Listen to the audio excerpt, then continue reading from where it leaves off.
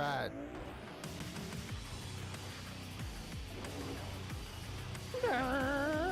Oh wait. We're not gonna drive all the way back. That would be stupid. Okay. I don't have enough time to be driving all the way back right now. Alright, let's just get there. And then I'll be back by like 1 probably. But I mean, my appointment's at 1. I'll be back by like 2 probably.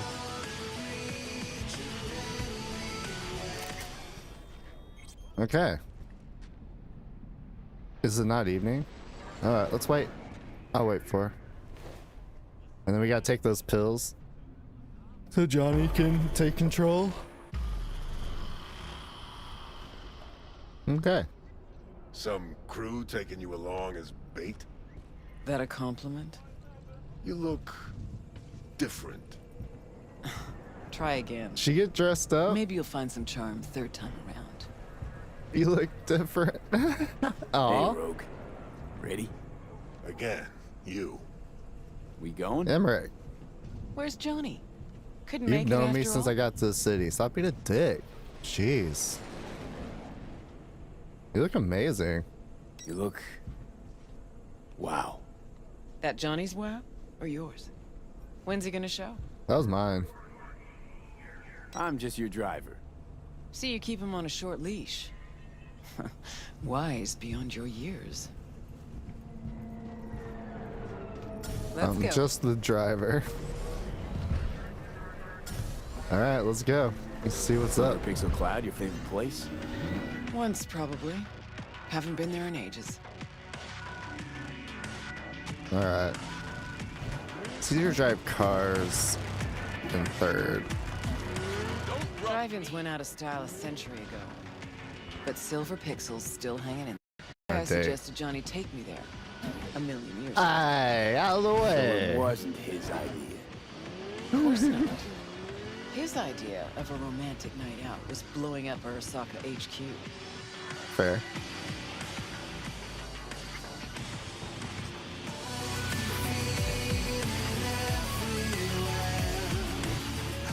Everybody? All right, V. Tell me what's going on. For real. Meaning... Johnny doesn't do a thing without an ulterior motive. So what's in play this time? Johnny's changed. He really does want to spend some time with you. No hooks, no lines, no sinkers. Right. It's true. But Johnny has to express that himself, so it's fair. She's been burnt by Johnny too many times. Rogue? He needs to be real. Just taking it all in.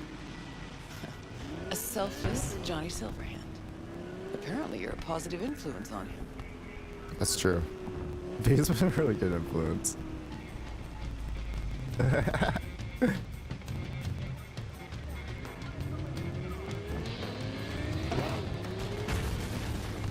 Jeez, so much fucking traffic tonight, dude.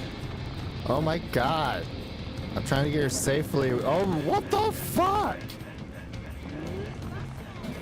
What the hell is going on here? Get out of the fucking road. Holy shit. Why? You see that van? We should blow that bitch up. Hold on. Can I reach it from here? Oh, you're so lucky. Oh shit. Break.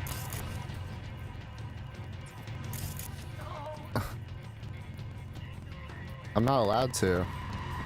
You're so lucky? I'm on a date, or I would self-destruct your little bitch-ass van so fast. Dude, if people actually had the cyberware...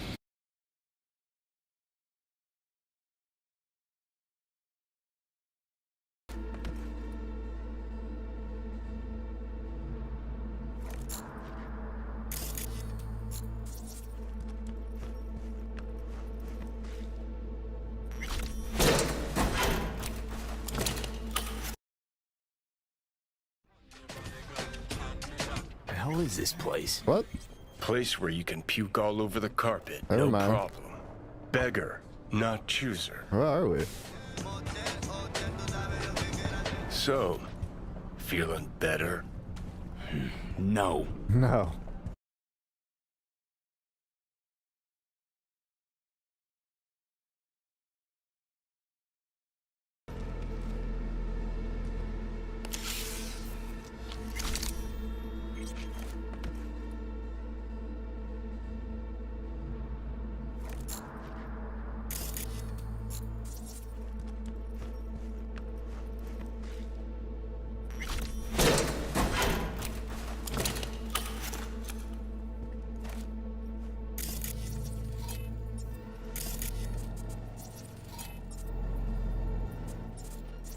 Oop. On you. Stay hidden.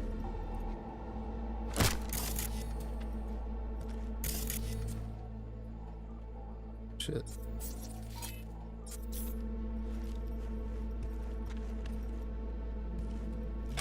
But I want the loot.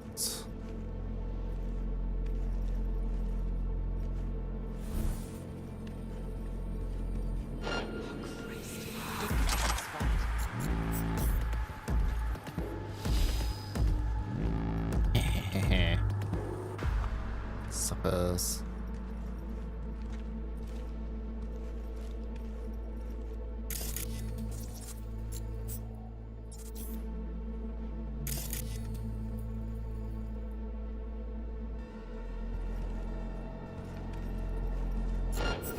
They'll see you. Oh, shit.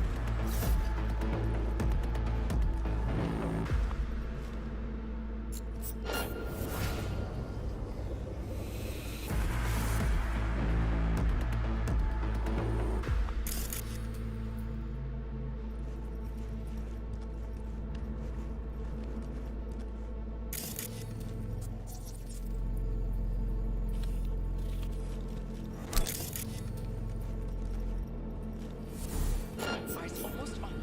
Stay hidden.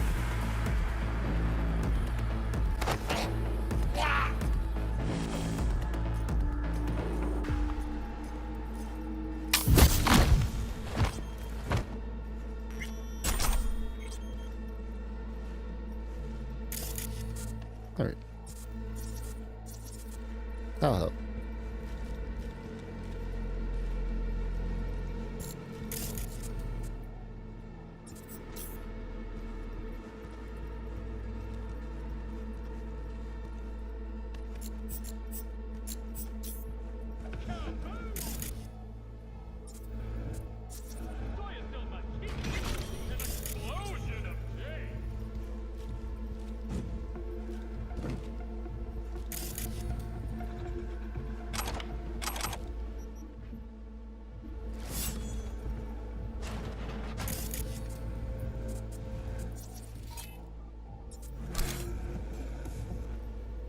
Ooh.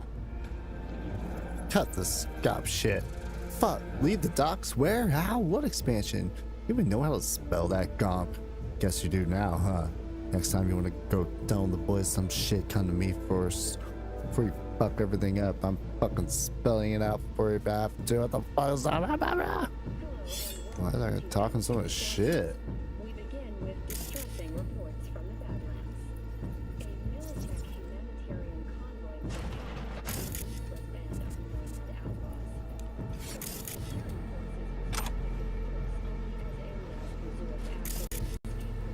forces have Made it to a bathroom. Cool. A makeshift toilet.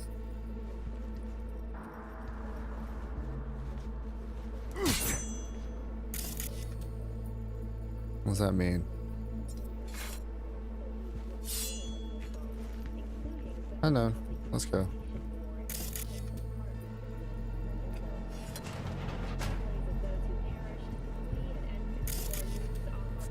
Definitely go upstairs. There's like a guy on the fucking ground upstairs. Militech has already announced a retaliatory strike on nearby Nome. We continue our coverage after the break.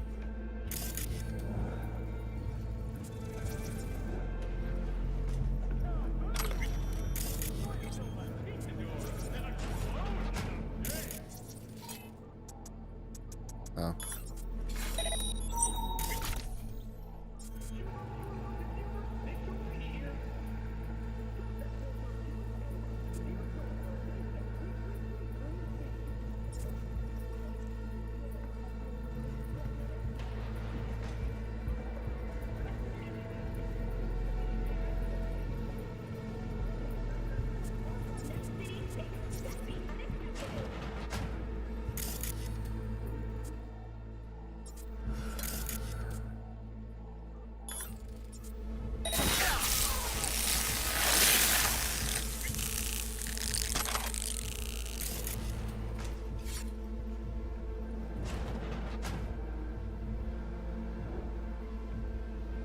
Cyborgs.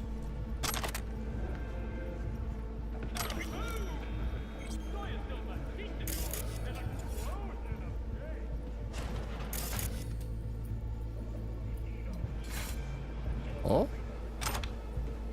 Hold on.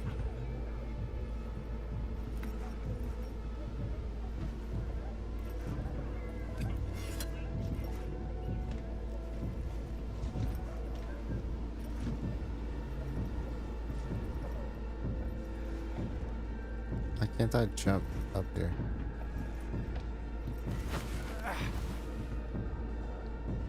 There we go. Now we're cooking.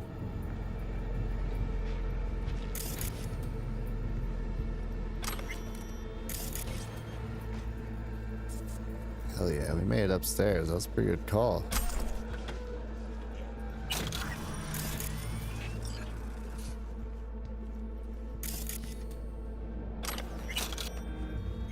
There we go.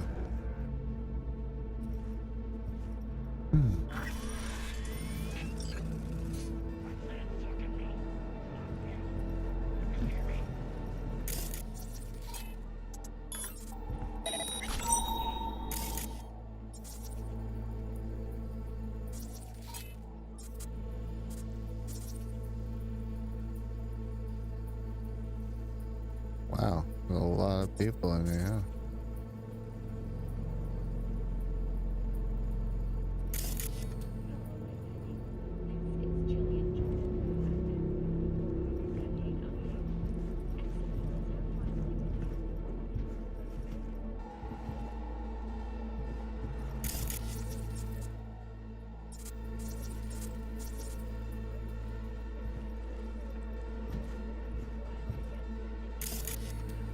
What's the way in there?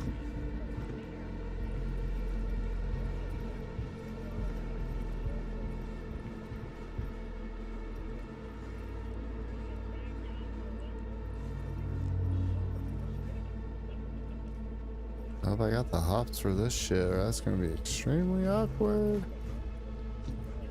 Oh, I can probably go around the side. Let's do that. Yeah. Anyone over here? Let's go.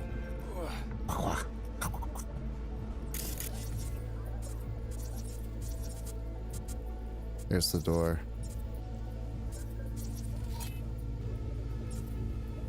Alright.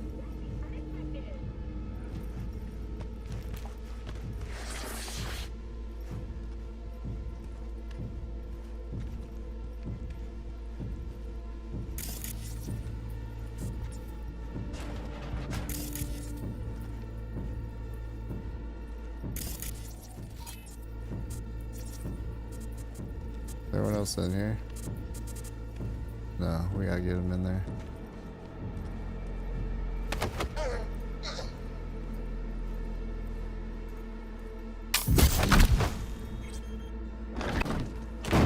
Yeah.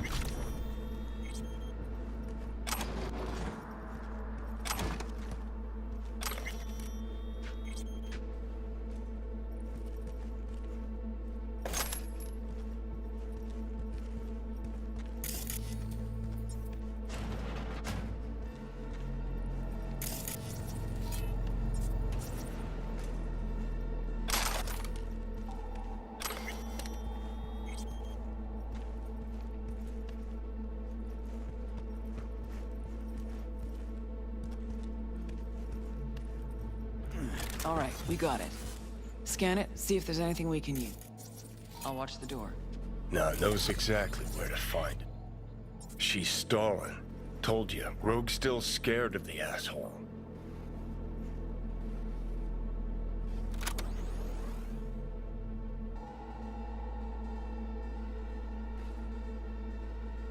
Looks like they're hiding out on the ship. Okay, let's see what we turn up. Over there, to the right.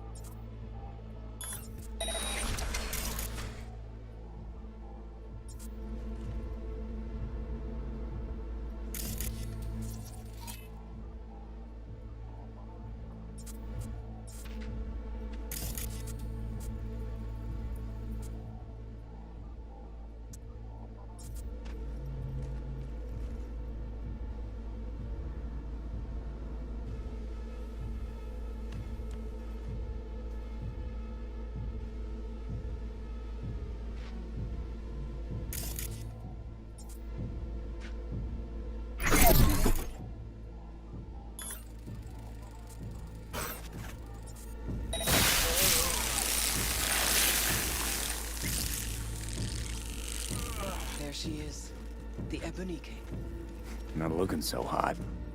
Even shittier on the inside. Let's go.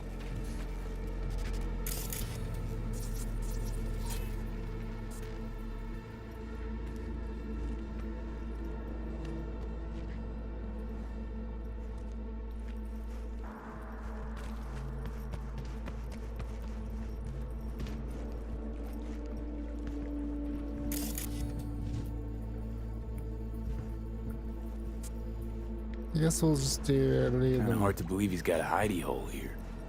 Did you expect Smasher to put up a sign or something? Gotta search the deck. Okay. Why are you even doing this? I'm settling a score. Avenging Johnny. That too.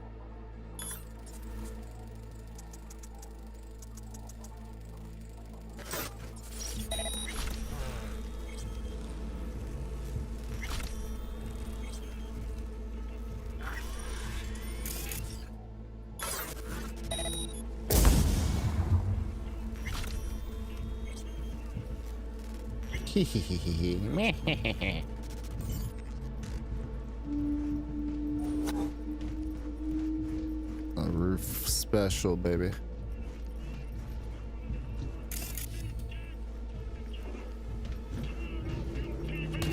That's right, come on! Now go and see how many blue screens go dark in your neighbor's windows!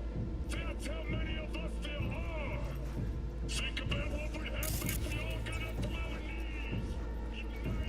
Fuck, you hear that? Grayson, yeah. No, not that. Fucker's shooting at me with my own... Malorian 3516. Signature sound, I'd know it anywhere. You're not getting out alive!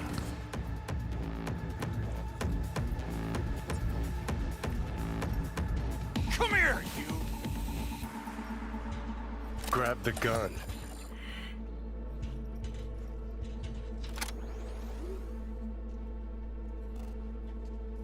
Not yours, I don't think. Grayson. Oh my, Rogue. You and me not playing for the same team anymore?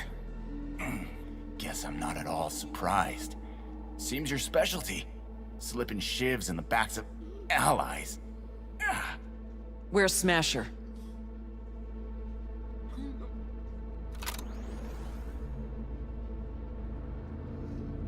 I'd start talking if I were you. Your wound looks pizza wreck awful, and I don't see anyone around who could help. But I'm happy to talk. Ever wonder how Rogue survived after the attack on the tower? How in hell no one ever hunted her down? Her alone. Out of all that Atlantis trash, 'cause I do, I truly wonder how far she had to go to set herself up so comfy. Who'd she finger fuck? Whose crack did she have to lick to... What the fuck?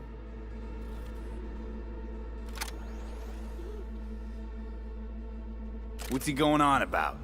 He's trying to throw you off. Gonk thinks he can still squirm out of this.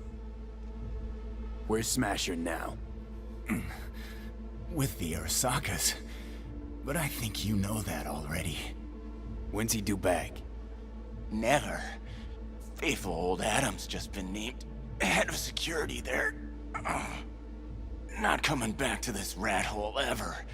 I stayed behind just to tie off his loose ends. Shit! Could say that again. You two will never jump that high. Smasher's out of your reach. But don't feel bad. He'll find you himself. Likes to resolve shit like this in person. Gonna lead us to Smasher, ass face. Even if I wanted to, he don't trust me enough to. Hey, why are you so interested in Smasher anyway? I'm not. Interested in Silverhand and what happened to him. Johnny Silverhand? What do you want to know? Silverhand's iron. You had it. What? You a fan too? Smasher give it to you? Uh-huh. Reward for a special job well done. Smasher ever tell you what he did with Silverhand's body? That into him, huh? Plan to exhume that scop? Or you just want to hear how he died, soaked in his own piss? Neurons scorched by Soul Killer. What did they do with him? Badlands, near the oil fields. Buried out there. 101 northbound. Then head for the landfill. Dig deep enough. Might even find a shit-smeared Heard silver enough. arm. Finish it. Let's end this fucker. quickly. Want to rip my eyes out just looking at him. No, wait. I got something. Silverhand. You're into him, right? Could give you something.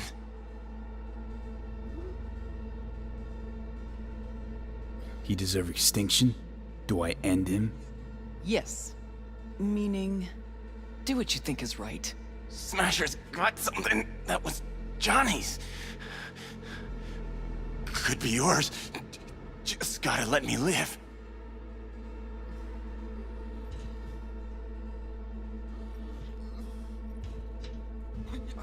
How'd Smasher wind up with Johnny's stuff? Told me Saburo Arasaka ordered him to get rid of the body. Any and all sundries. Sold most of it. Except the Malorian. And what I got. Huh. Don't want a damn thing from you. Good. One dick spurt less. Let's Delta. Pointless. This whole thing. Still no leads, nowhere to go from here. Fuck. V, tell her.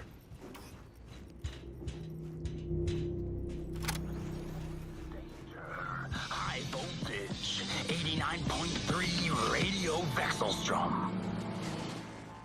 You're wasting my time. Johnny, this is more than a 50-year-old grudge. Really? Like, what is it? It's about you. He wanted to do this with you.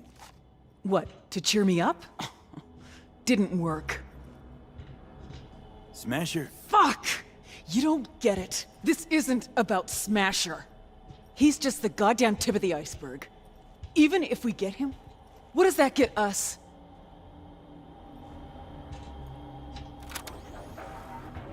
Later, V. Leave her alone, V. She'll get it together. But times like this, she prefers to be alone. okay, I get that. Let's hit those oil fields. Want to see what it looks like out there.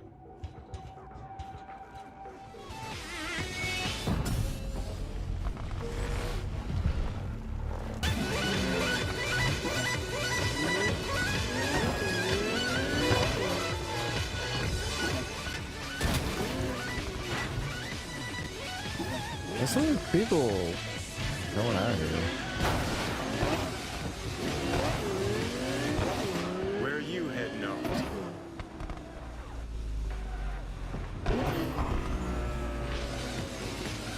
The oil fields? Right?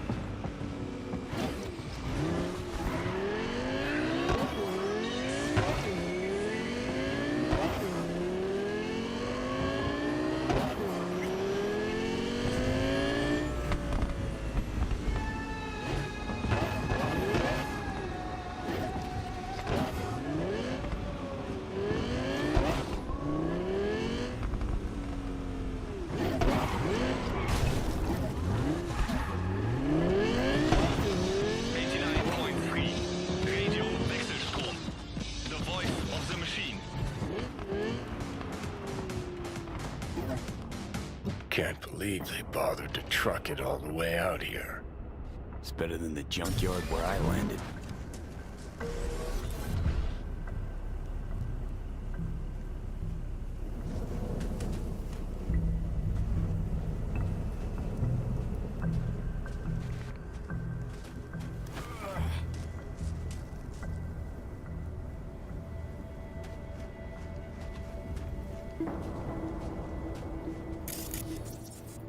This place is cool. All right. What's up? What's up? What's up? How are we looking over here? Anyways, we're here So that's how for it Johnny's is. grave. What's up, fools? Nothing Welcome in. here Welcome at in. all. Yo, I'm starting to get that Allen Lake. I'm starting to Homie, get the what's Allen up? look, man. What did you expect? Headstones, Let me turn them flag down. and flowers? No, I don't know. A marker. Welcome in. Welcome in. Hope everybody is Something. doing well out there. We're Really about need to a do the symbol? finale Really of need symbolic, empty motherfucking Alan gestures. Wake remastered. Guess I did. What y'all think? Thought I'd feel like I'd closed a chapter here. It's gonna be sick. Like I'd said goodbye to the old Silverhand. Anyways, Hello to the hope everybody new. had a good weekend. And how do you feel?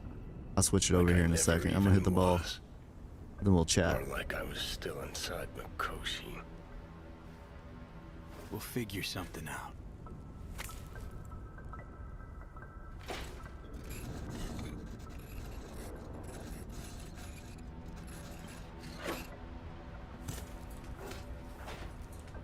Better now?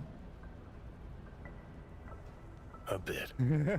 But let's say it was my real Johnny grave. Silverhand. What would you write? Here lies Johnny Silverhand. You guys saved my life. The guy who saved my life. It's true. V, you don't know how much I want that to be true. Listen, I realize I fucked up a lot of things.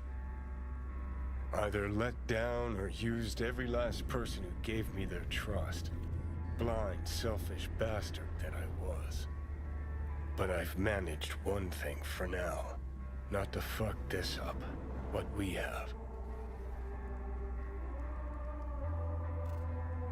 Hard road, but looks like we made it. It's been a long, bumpy road, but we made it. Most people I thought were my friends. They couldn't even stand to be in the same room with me. You're fucking closest to me by a long shot. There, 24/7. And yet, you don't seem to hate my living guts. It's too bad we didn't talk like this earlier. Would have made things easier. Never found the right moment. Yeah. Remember waking up at Victor's not knowing about me? I'm seeing things. I'm scared. Then moaning at Misty's about how you didn't want to die. Yeah. Remember you whining for smokes in the middle of the night? Complaining about not being able to kill me? Never thought we'd make it this far. Yeah. Still feel like you can't breathe when you said you let down your friends. When you said you let your friends down, did you mean Rogue? Rogue, Alt, Carrie, Santiago. Yeah, the No alt one's lost stuff yet. was shit. At least with Rogue. Can't pretend nothing's changed over 50 years. Can't just insert myself into her life. Smasher Biz really got to her. Smasher Biz really got to her. You can't leave it like this. I don't think. Might be right. She was acting weird. Yeah. You ought to talk to her. You know, did promise her I'd take her to the movies long, long ago. Good idea. The Call her movies? for me. Ask if she's free some night. Thing is, you'd have to surrender control. Again. Yeah. I'll call her. Okay. Let's Delta. Nothing to see here after all. That's cute. Worth coming out all the same? Absolutely. Thanks, V. Absolutely. Of all the heads I could have popped up in, hella glad it was yours. Yeah, for real. That could have went real bad for you, man. And whoever got stuck with Johnny. Good thing they're both like empathetic people deep down. V is much more self-aware than Johnny was. My take on V is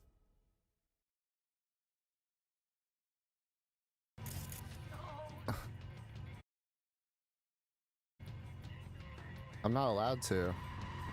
You're so lucky? I'm on a date, or I would self-destruct your little bitch-ass man so fast. Dude, if people actually had the cyberware in traffic, where they could just like fucking self-destruct your vehicle whenever they wanted to, it'd be Okay, whatever. I thought that one was fucked up. Not as bad as I thought it was. I kind of freaked out for a second. Alright. Let's get the tunes on. We're gonna play it. I couldn't wait for you to come and clear the cupboard.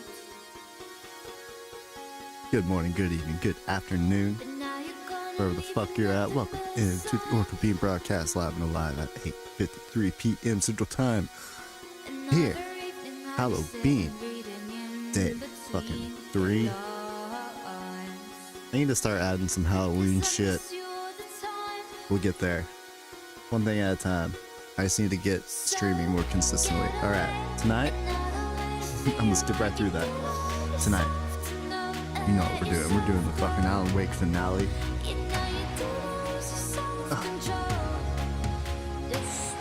Got my Alan Wake drip. Be ready to rock. This is my Alan Wake 2. Since we're about to finish it, I gotta be ready. We're not shaving until we beat Alan Wake 2 as well. We're gonna go crazy. It's gonna get weird. It's gonna get wild. We're gonna explore Alan Wake. After I beat the first one, we can do a video breakdown of the... We can try to find some kind of video to watch. Excuse you. We can find a video to watch about the lore. And then tomorrow, we'll start Alan Wake 2. It's kind of my vision right now. On top of releasing my Cyberpunk playthrough.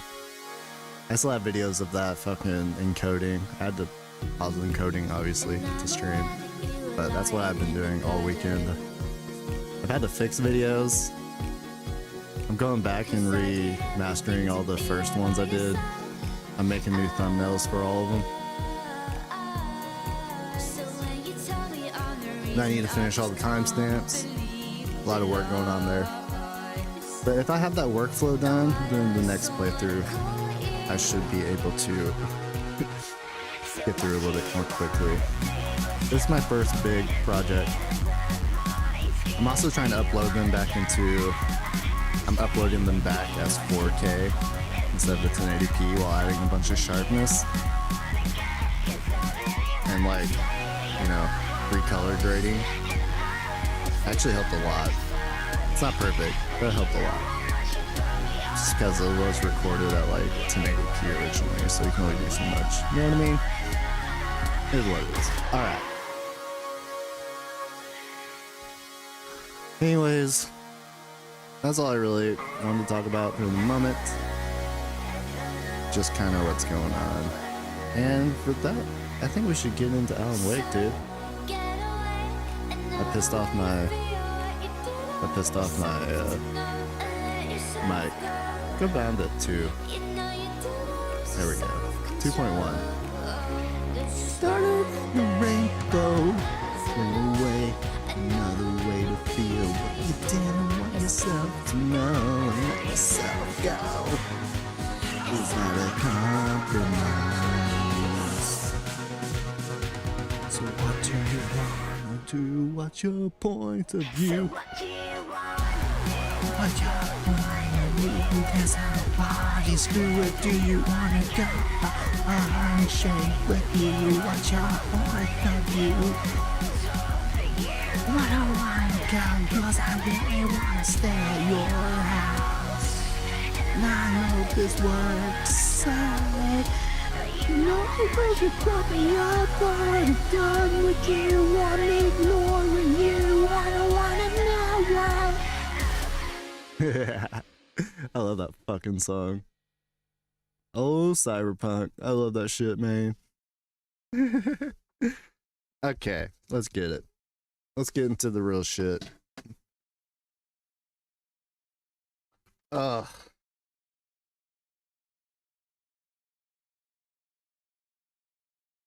We got it? Alright, perfect. I'm gonna take this pillow out my ass. It might make me look shorter though, but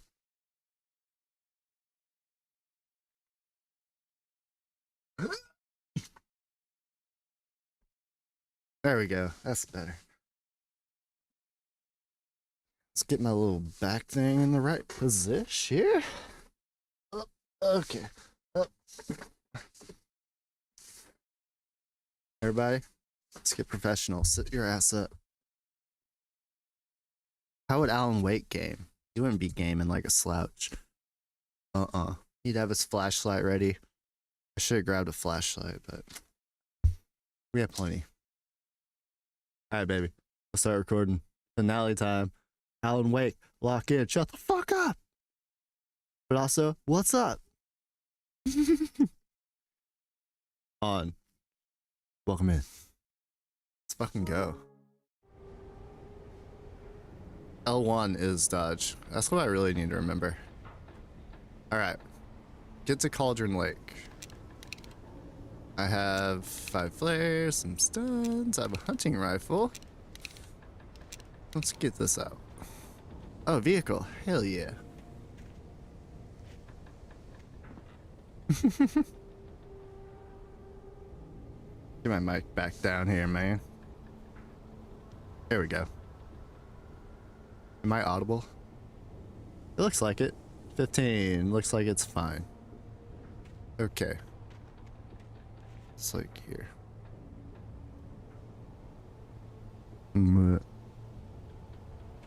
What the fuck?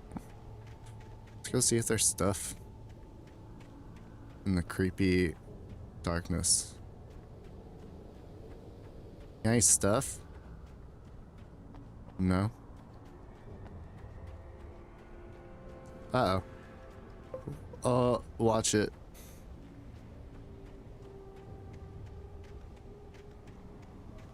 Alright, let's get the fuck out of here. This place is creepy. Wait, let's look back here though.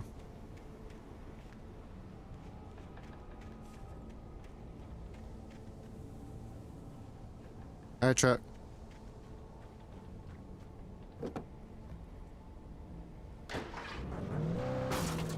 Ow.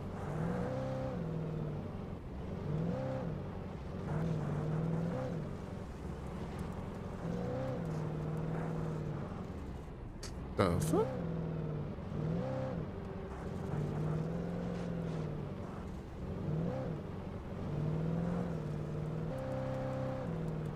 Creepy.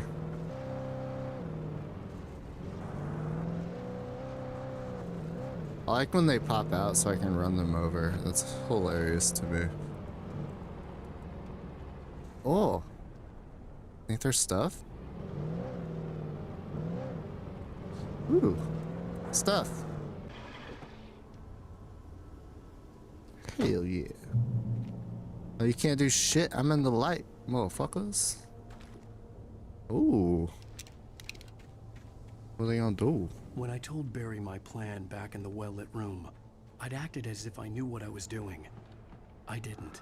I was operating on the shifting logic of a dream.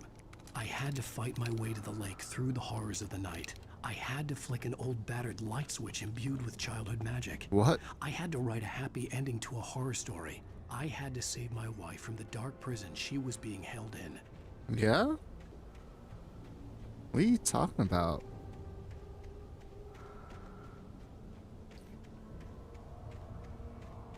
What do you mean the childhood fantasy shit? I don't know. Let's go. We gotta go in this building. ABL, always be looting. Follow. Okay, I'm following. Ooh. Somebody want a goddamn piece? Depends how big they are. Down? Oh, if we're doing it in here, a flare gun will just clear out a room.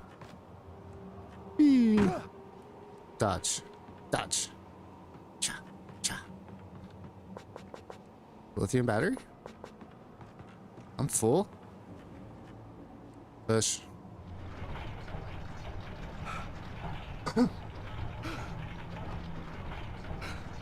Good job, Alan. We gotta keep pushing it? How far? Okay. Somebody want a piece?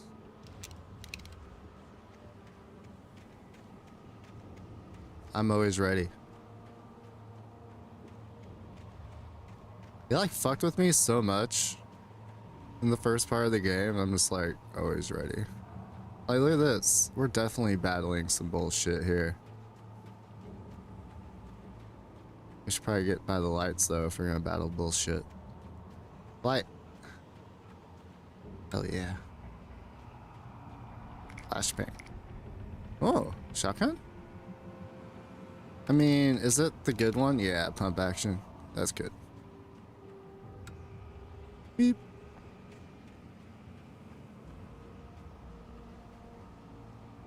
Okay, what are we looking for out here? Whee!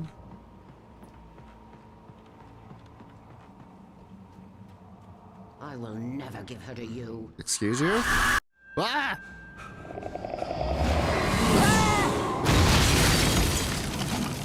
Bruh. Nope. Nope.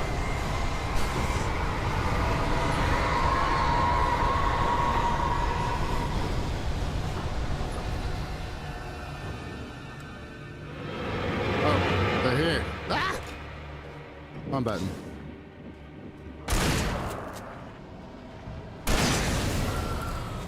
Come this way, bitch. I'm gonna direct shot him. Oh!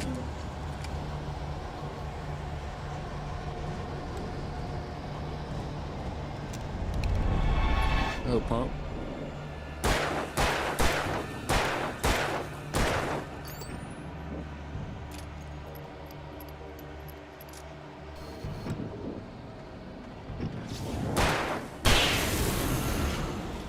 There we go. Hey, there's a light over there. Let's probably go. What light is that?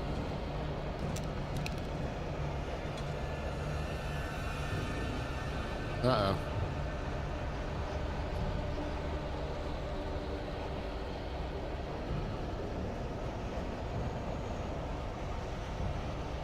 They don't want the heat.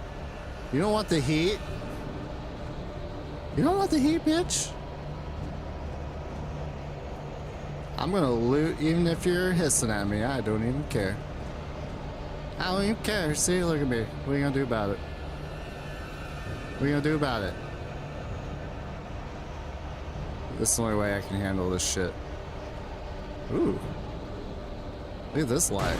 Oh, hell yeah. Oh, hell nah. Oh, grab that bitch. Get him.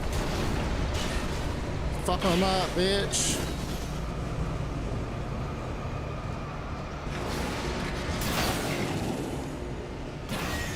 Yeah, get some.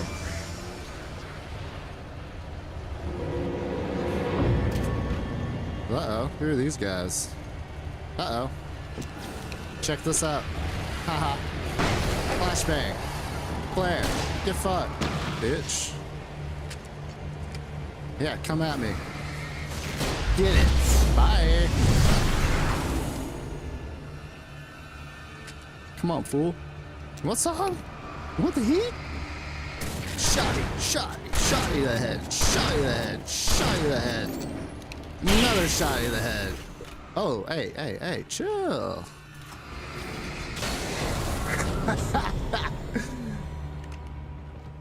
Got him. That was awesome. Oh, cool.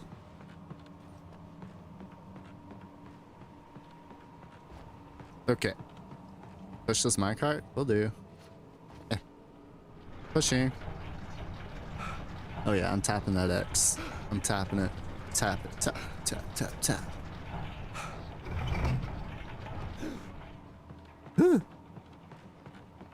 Ooh. Whee! What's this bitch?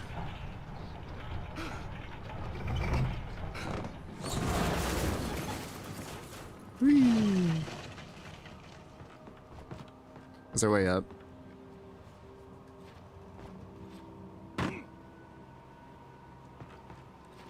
No.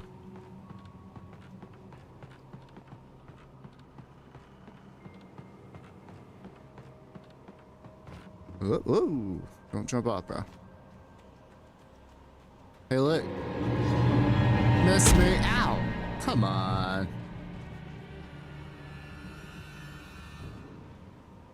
I dodged into the knife. How do you know? How do you know?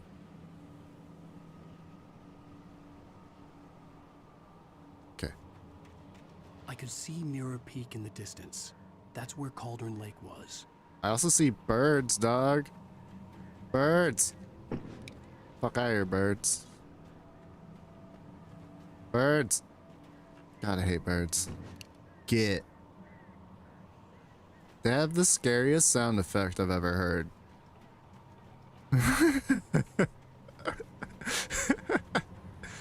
100%. Get out of here. I swear to God, I'll fuck you up. Yeah. Yeah, you get with your flock.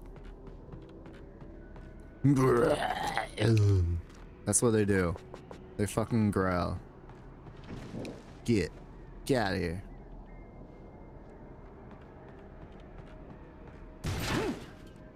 Can we ride this motherfucker? Oh, shit. Fuck you, birds. Come at me. Fuck you, birds.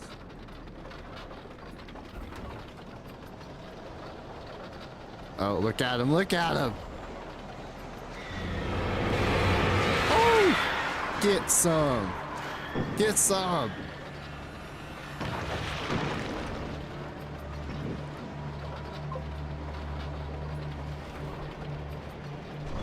Oh, what the fuck?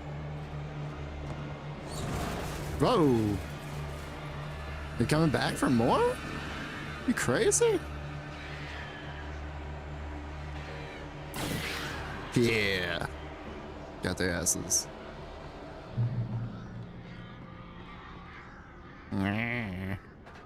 Y'all wanna cry some more? Come down here. Come on down here, fools. So many birds, bro. You stealing ideas from Alfred? Is that what you're doing?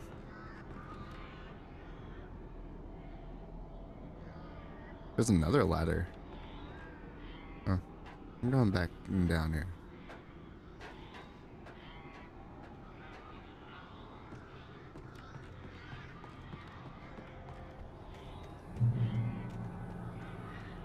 Checkpoint. What happens if you go down there?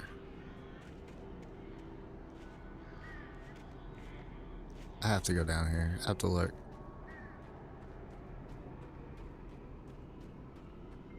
Ooh. Aha. Shotgun. Flare guns. Oh, yeah. Oh, yeah. Keep breathing in my neck. I got a flare gun. Huh?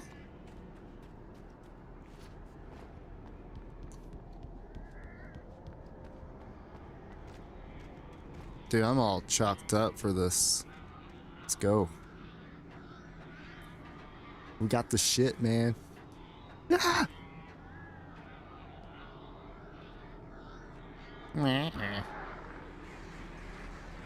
Birds? Get it! Get cut, get cut. Easy.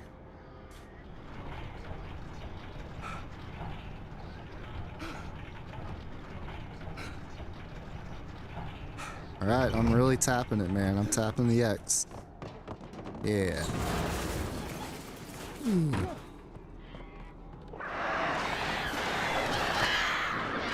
Get it, get it. Run away, birds.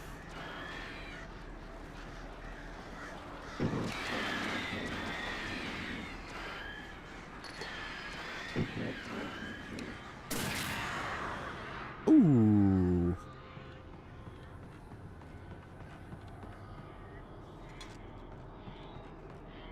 Meh.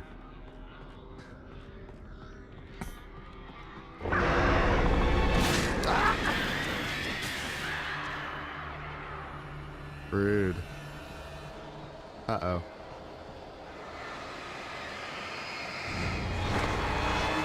What the fuck?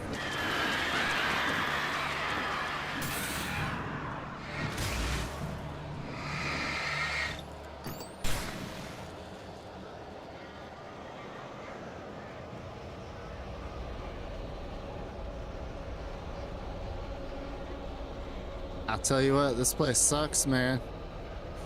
I'll tell you what, Alan Wake, I don't like what you're writing. Ah! Get out of my way, Jizz. Ah! Ah! Jizz! Jizz and enemies. I don't like it. Get out of here. Fuck off, bitch. Uh-oh. Hey, buddy. Flashbang.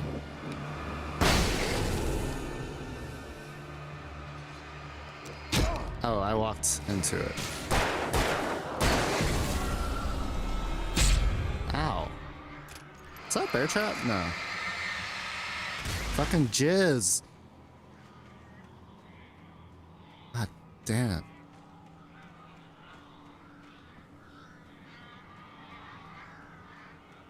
Listen to birds. Yeah.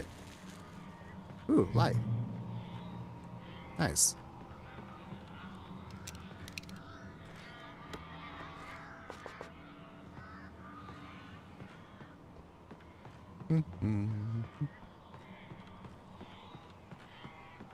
Let's go.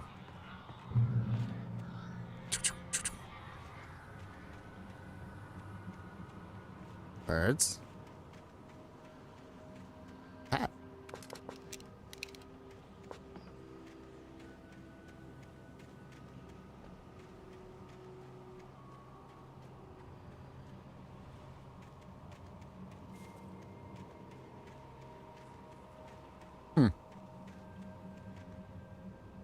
Whoa.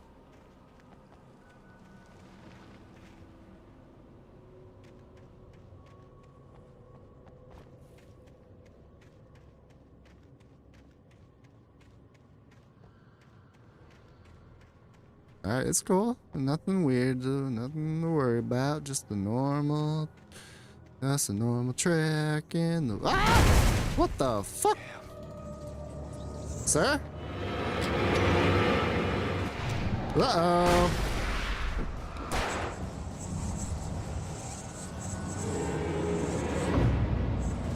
Ah! Ah! Let's go around it. Ah! Come at me, fool.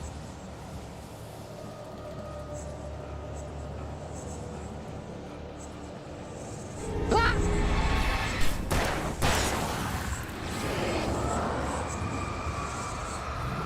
Miss me.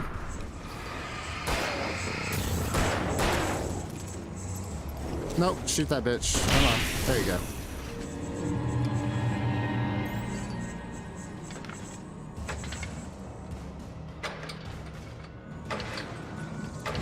Got it. Suckers.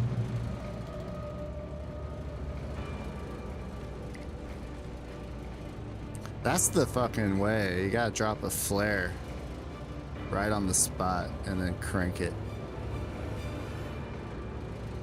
Alright, let's go. Which way are we going? This way? Miss me with that shit. Oops. I didn't want to shoot you with that, but sure.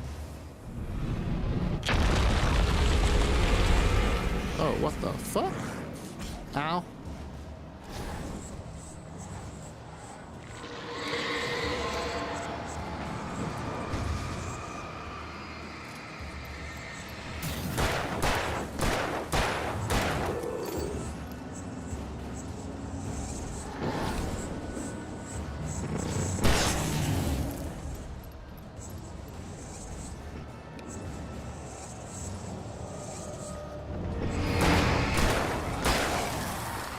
Oh fuck! Oh fuck!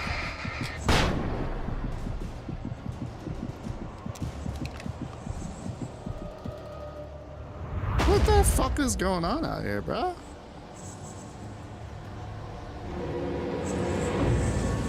Ah! Ah! Fuck you!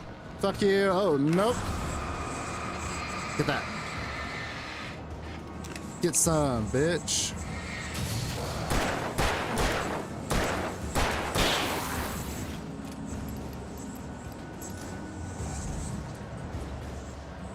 Oh my god, dude. Uh-oh.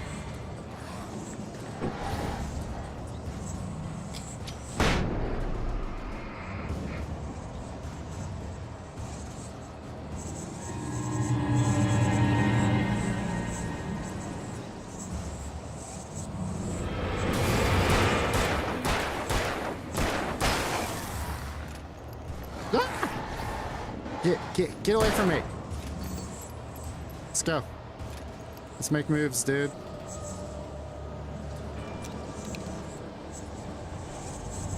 Which way am I going?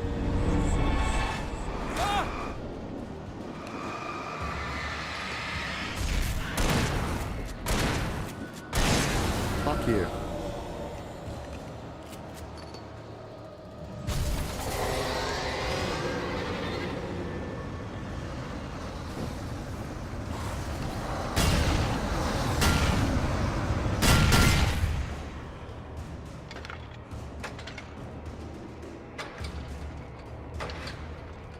Got it. Whew.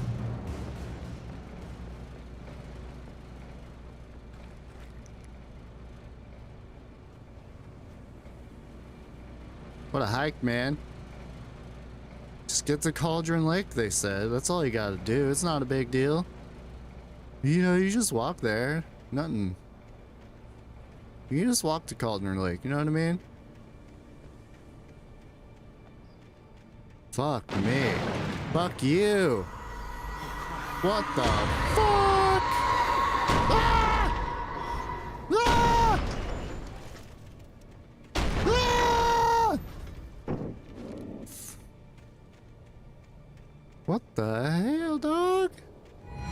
What the fuck? Okay. Okay, now I'm ready. Now I'm ready. I just thought I was dead. Can you not? That was a whole ass ship, dude. The fuck? Crazy out here. A whole ship. Oh my god. Ugh. It's jizz. I should have known.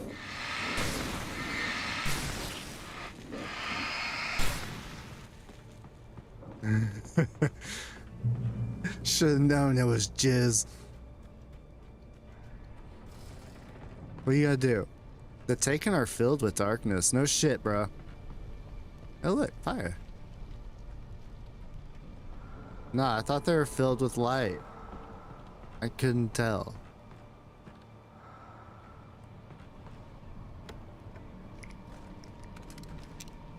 God damn. The darkness wears her face. I wish darkness wouldn't wear her face, but here we are.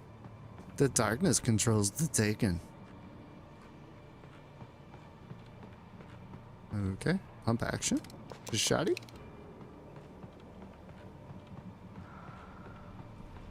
Sure. How do I get the fuck out of here?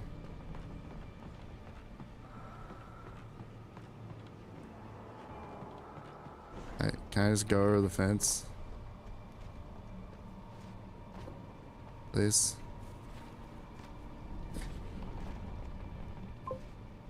Can I just go over the fence? Do I need to jump off? Is there like a fucking ladder or something out here? Oh, yes. What the fuck? We got nothing good going on out here. The box? Something up there? Something down there? Oh, something over there. That looks important. Looks like we need to go over there. Nothing good gonna happen out here.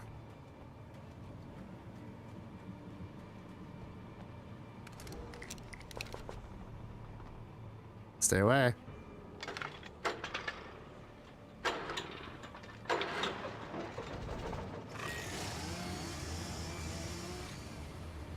Excuse me. Ah!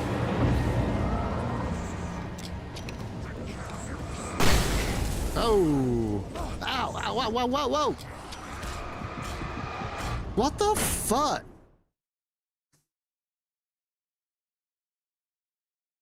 Those assholes. That was rude. Ow. I should drop a flare and then start blasting. Fucking assholes.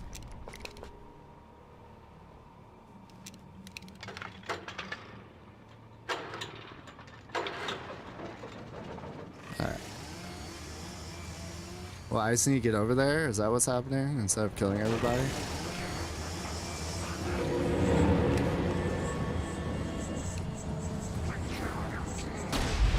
Hi. I'm rich.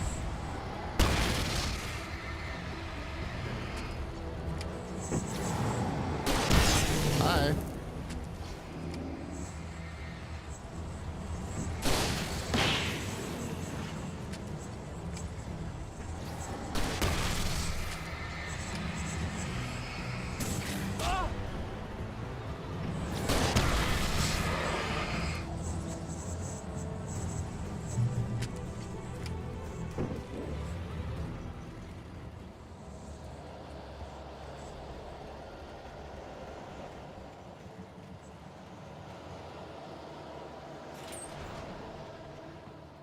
Thank you. Bye. Made it.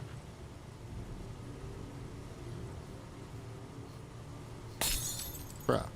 Really? Incredible.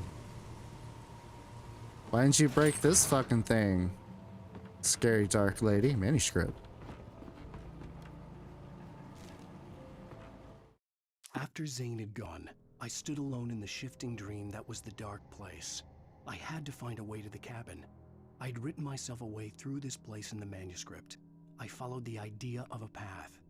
I'd written myself across the ocean that blocked my way, and with that, there was a bridge to the island beyond. A bridge. The idea of the cabin flickered in the underwater darkness. I willed the cabin to be real, and it was. Where? Useful.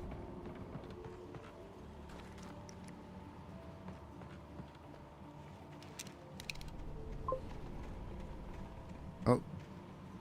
Turn back now.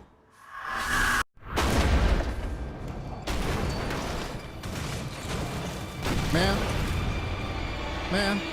Here's the Wendy's. Get fucked. Oh, man.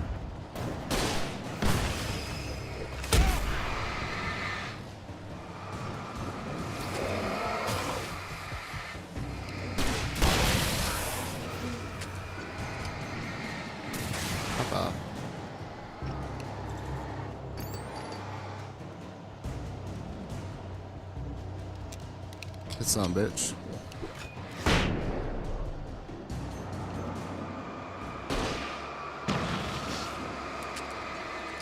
What the fuck, game?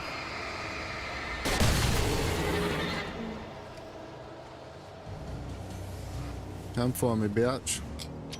Fuck you. Do as you're told.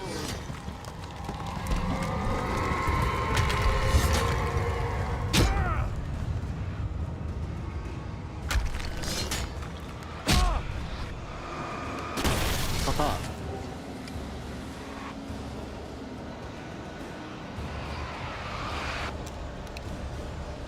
Alice never loved you. Okay. So. Whoa, holy shit, man! Woo! Whoa, easy. Whoa, whoa. That's so fucked up, bro. She's pissed. Hey, yo. You gonna throw that boat at me? Nope, that's a trap.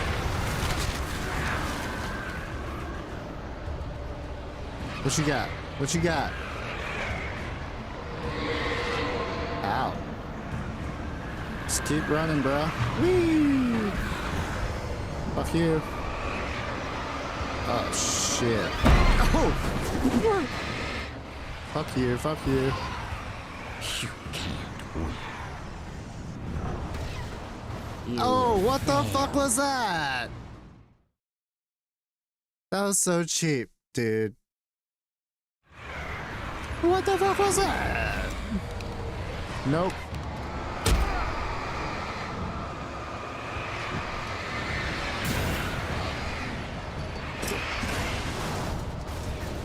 You can't win. You will fail. Fail these nuts. What are we doing?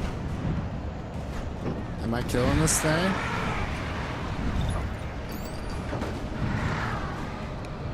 I have no idea. Just keep aiming.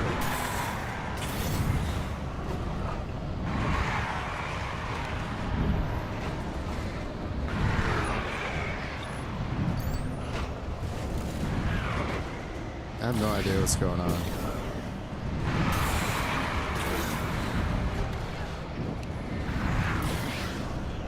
Oh. What's going on over here?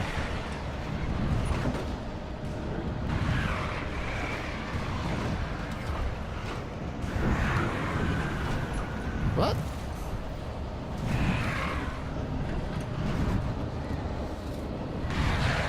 Am I supposed to aim at? Oh no. The tornado.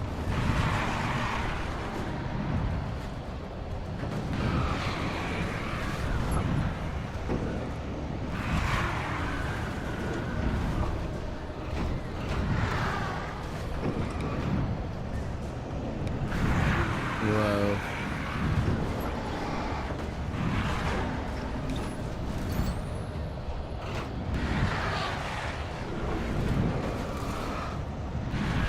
I had to get light into its heart to hurt it.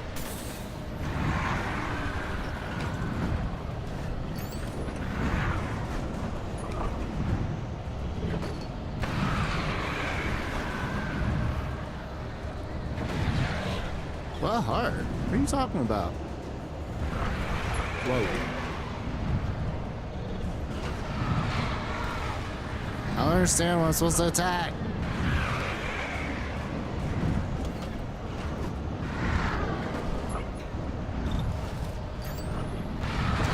Do I just shoot it with this or something?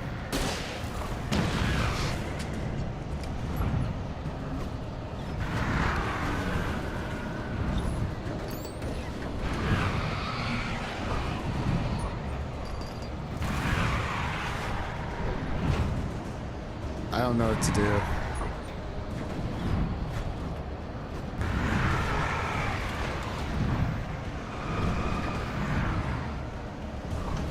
Did I destroy the boat parts?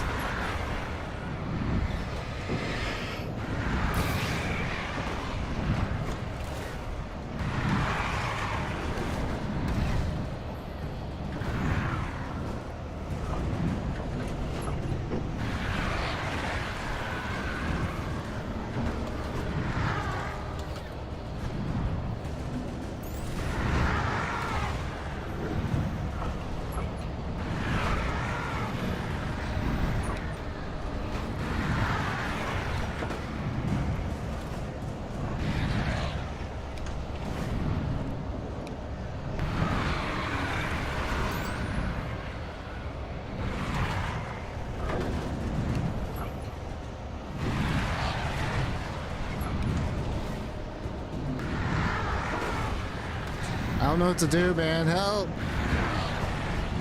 I'm about to just like kill myself.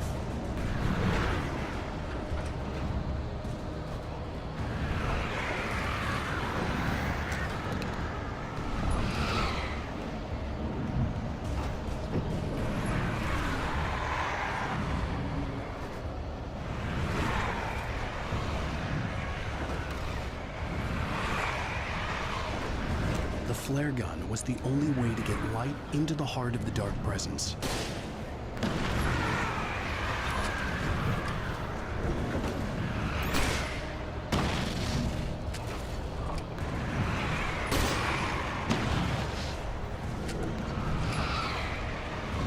What am I shooting at?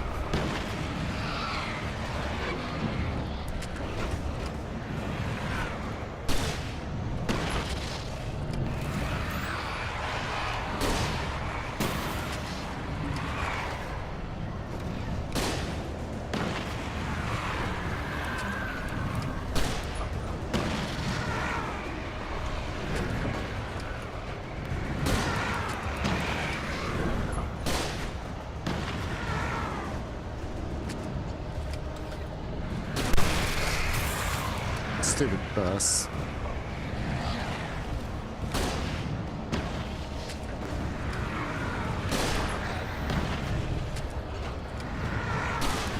I'm just gonna shoot everything until it stops.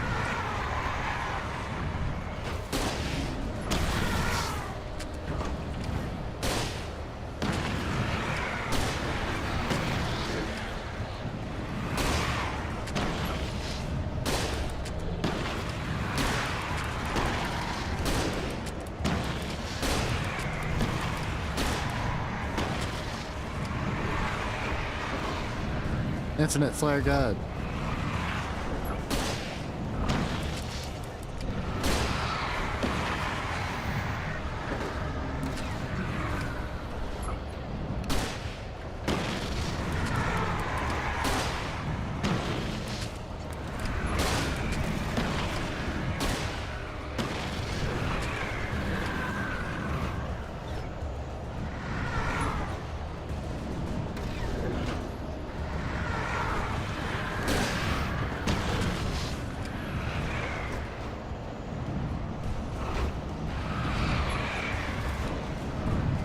Oh.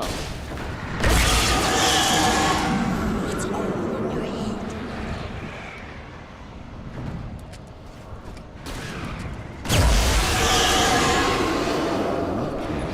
I had to hit its heart.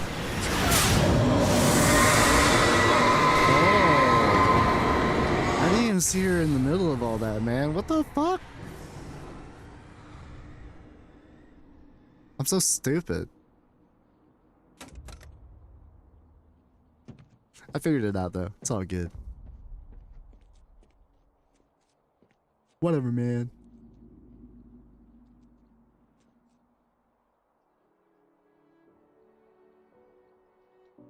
You're making this all up, Wake. You wrote this, Wake. Don't you know, Wake? Sir? Hell! Where's he going?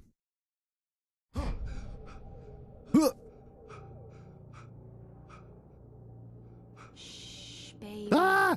You were having a bad dream. No, Alice. You're all wet. It was just another nightmare. No, Everything's fine. You're home. it wasn't a dream. Everything's fine. Everything's fine. Turn the lights on. No, it's not, man. Turn the lights on. Don't turn the lights on. Shh, baby. The power's out. There's no light. Come back to bed and I'll make you forget all about your fear. Nah! It's your fear. Why aren't you afraid? You're not Alice. Turn the lights on now. Where's the clicker? What did you do with it? Where's the clicker? Honey, you're still 1 foot in a dream. You're not making any sense. Come back to bed. Do you not see the darkness swirling outside? Bitch, turn the light on. Light. I'll turn the light on. You're not gonna turn the goddamn light on. She's still in there? She creeped me out. Alan, you're scaring me now. Come back to bed. Nah! You want me to call Dr. Hartman? She's gone.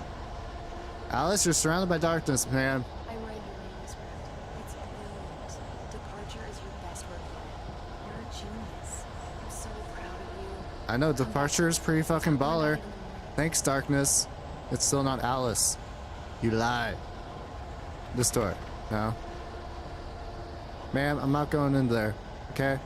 Keys. We should get the keys. I'll go this way. Ah, Alice? I don't like that you did that, Alice. Oh well, I don't care. I'm gonna get the clicker. I'm not scared. You're... Ow! What the fuck?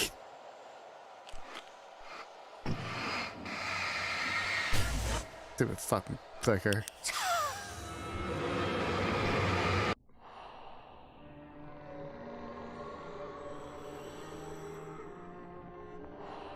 Hey. You must find your way to the cabin. It stands in your way. It won't let you pass. It has no heart. It's filled with darkness. You must fill its heart with light. We gotta fill its heart with light. Let's go. Don't smile at me like that, Alan. Don't mind him. He's Mr. Your friends will meet him when you're gone. He's Mr. Scratch.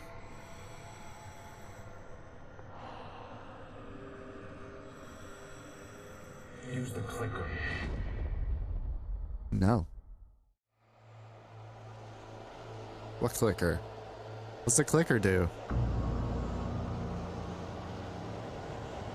Shopping cart, pad, barrel.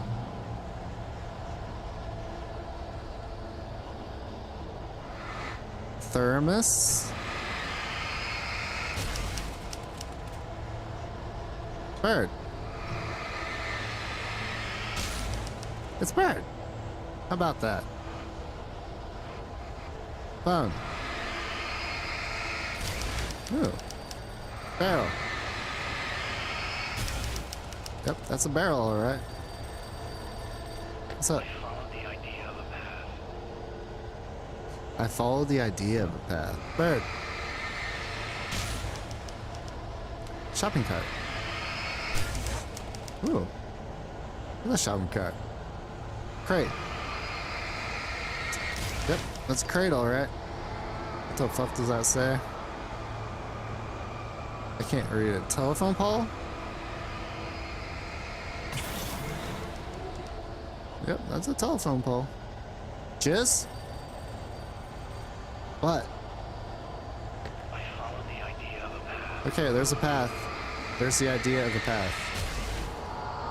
Open up, bitch. I'm leaving you. What? Alice! I'm leaving you, Alan. I met someone. I'm in love with someone else. Alice? No, what are you saying? You can't. You don't love me. You don't even love yourself. All you do is torture yourself with work you can't do anymore. No, I love you more than anything in the world. You're my muse. I'm not. Who are you? What have you done with my Alice?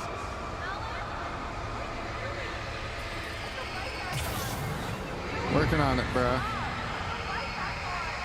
It wasn't true. Nothing like that had ever happened. There's a lot going on, man. Shoebox. Barrel. Bird.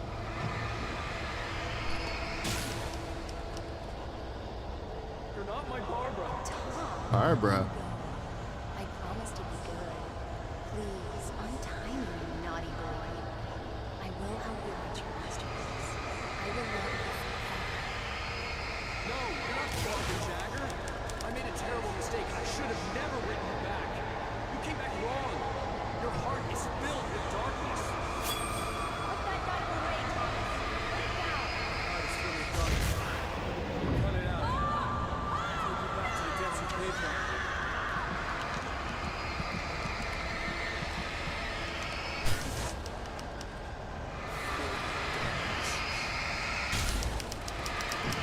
Filled with darkness.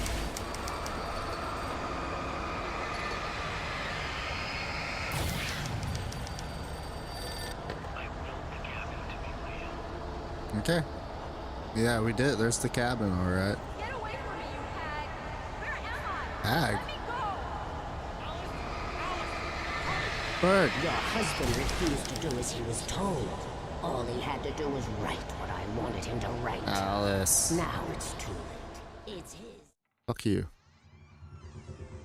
I'm coming in.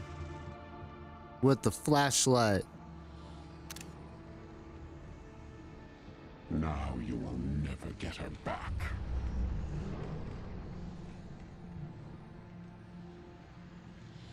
I am much older than you. Older than your first work of art. I will find a new face to wear. Someone else to dream me free. Bitch.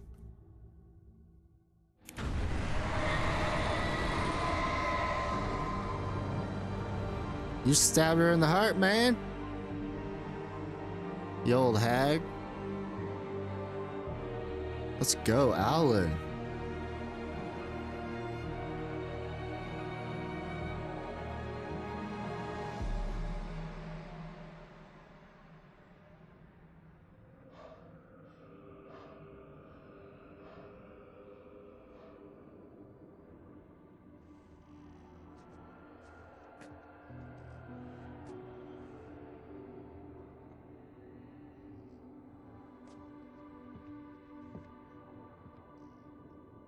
I could feel Alice's presence close by.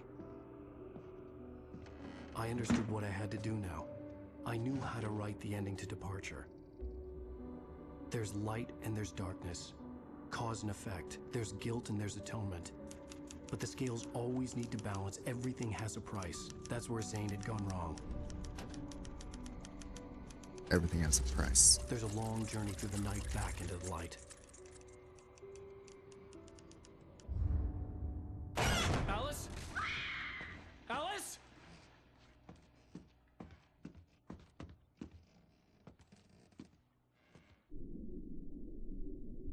Oh no!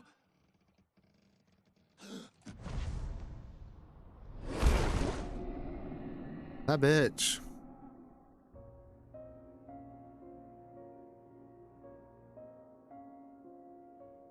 She drug her ass down. Not cool. Way down we go. So I think it's about to play.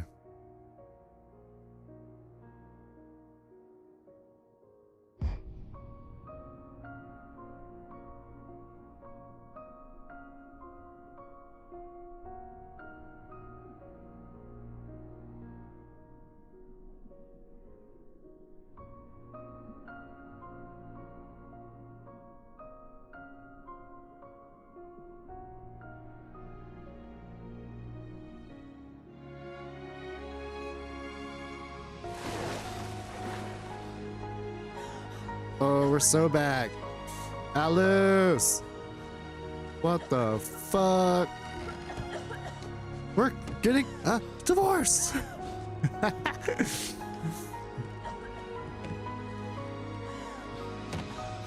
Oh, shit.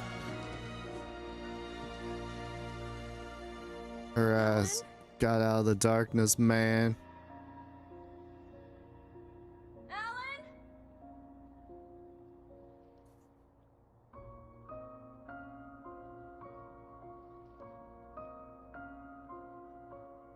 Where did Alan go?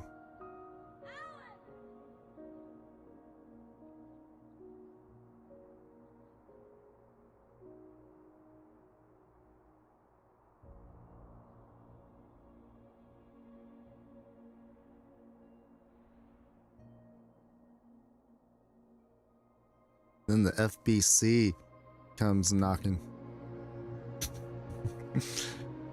Because he has that fucking the item of power.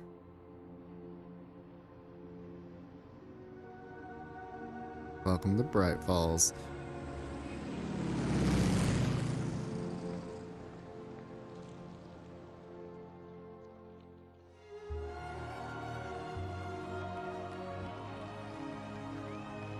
Oh shit. It's that fucking float.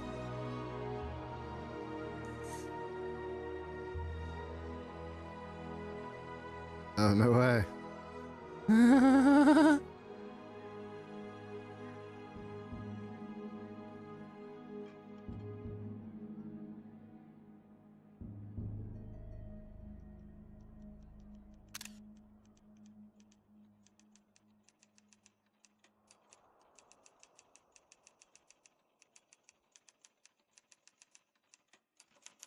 It's not a lake. It's an ocean. Alan, wake up.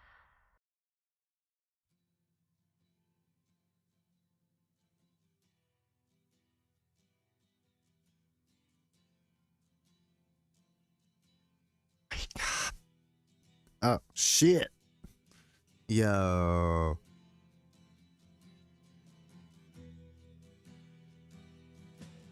We fucking did it, man. What do y'all think? I have to see an explainer video. Ground control to Major Tom. Ground control to Major Tom. Take your protein pills and put your helmet on. 10. Ground control to Major Tom. 7. 6. Commencing countdown, engines on. 3. 2. Check ignition and may God's love be with you.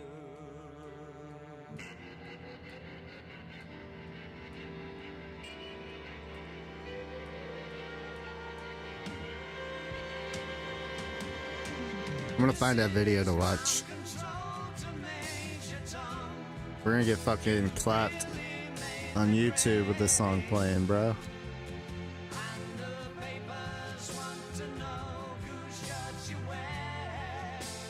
YouTube's already like, yo, motherfucker, you better stop playing that song. It's fine, fuck it. Fuck 'em. Alan Wake's story so far.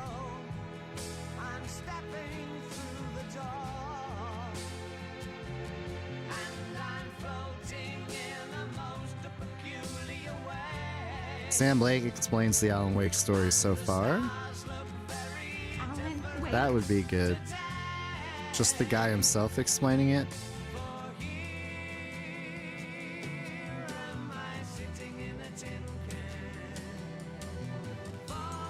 Alright, let's watch this video.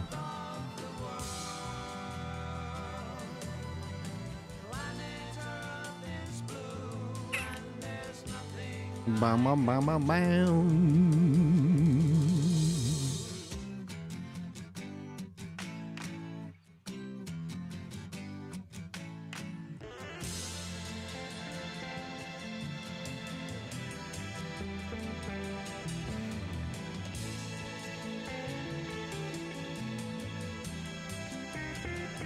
We gonna react to this. Alright, game. I'm gonna make it stop playing. Hell yeah. That was fun.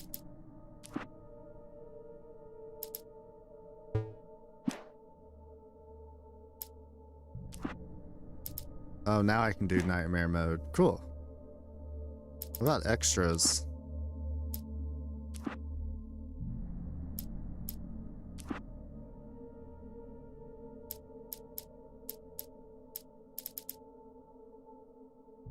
The cinematics for each episode are here. Nah, let's watch this video. Let me mute this. Alan Wake.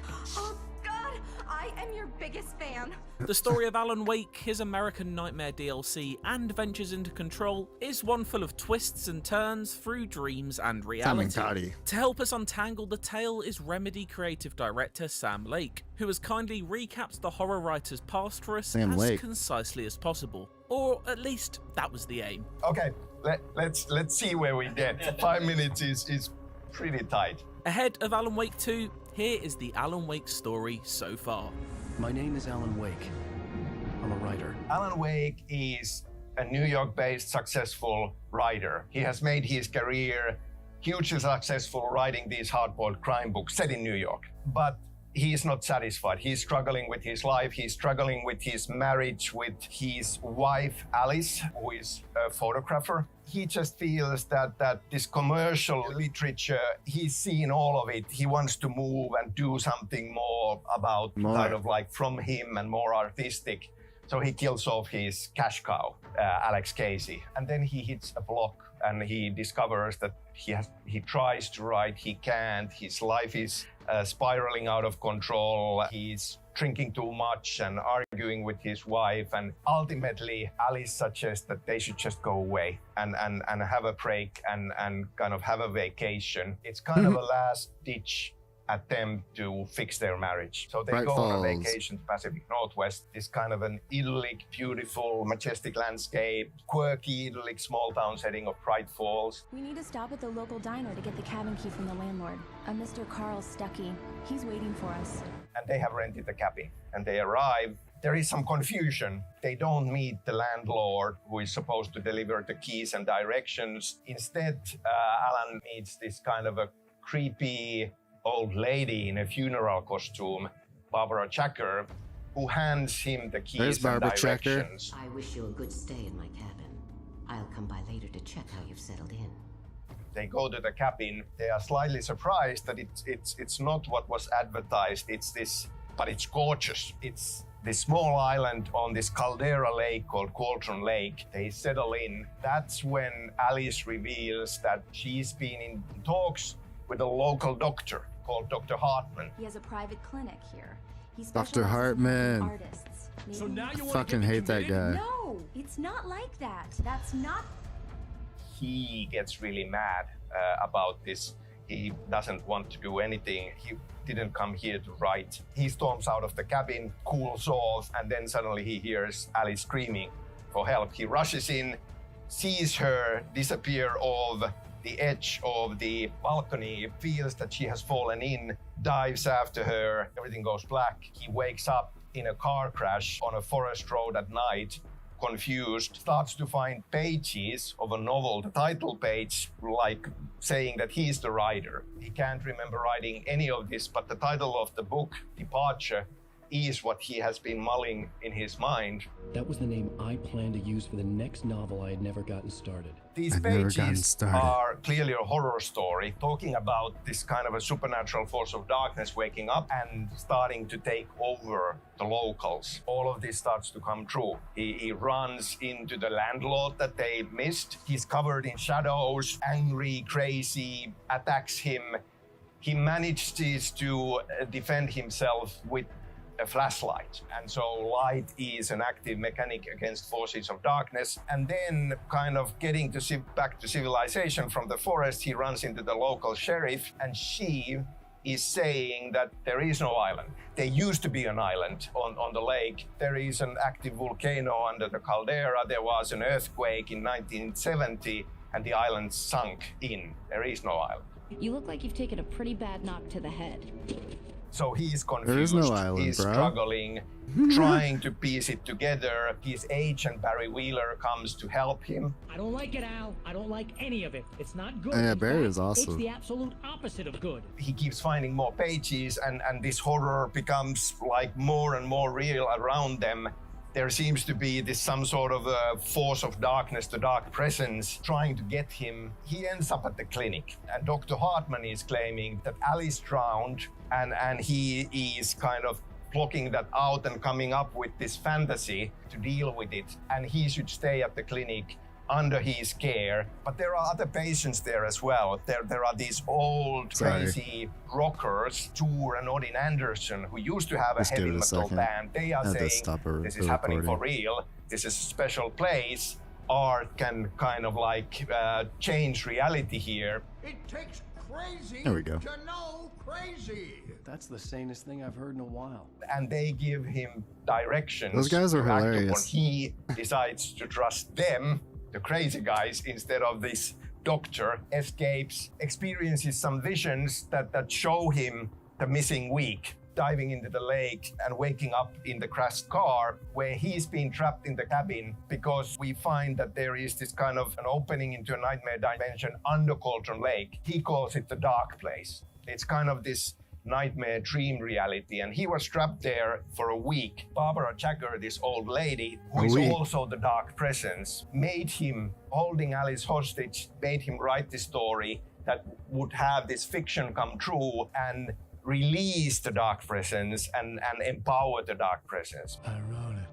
It's my fault. But he started to understand this because this has happened before, and he was finding evidence that in the 60s, late 60s, there was this other artist, this poet living at Cauldron Lake, Thomas Zane. His fiancée, Barbara Jagger, That's right, Thomas Zane had the book first. Thomas Zane? He started figuring out that talk about him a lot more in Control. As power and fiction come change reality, and he wrote her back to life. But because these forces of darkness in the dark place are affecting reality, actually she came back wrong.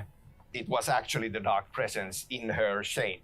And he realized his mistake. He tried to correct it. He killed her, carved out her heart, and he was an enthusiastic diver. So he tried to kind of rewrite reality to take all of his mistakes out and dove into the lake with her and disappeared. She stole the skin of my work a long time ago. She looks so old. I will show you this. A light switch. See?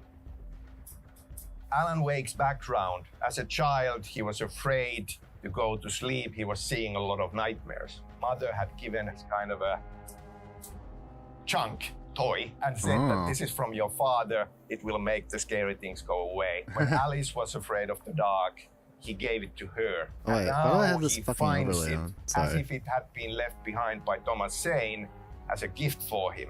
With fiction coming true, we have this confusion and these open questions like, how did Thomas Zane know about this? Did his writing back in the day affect what Alan Wake is experiencing, change reality around him?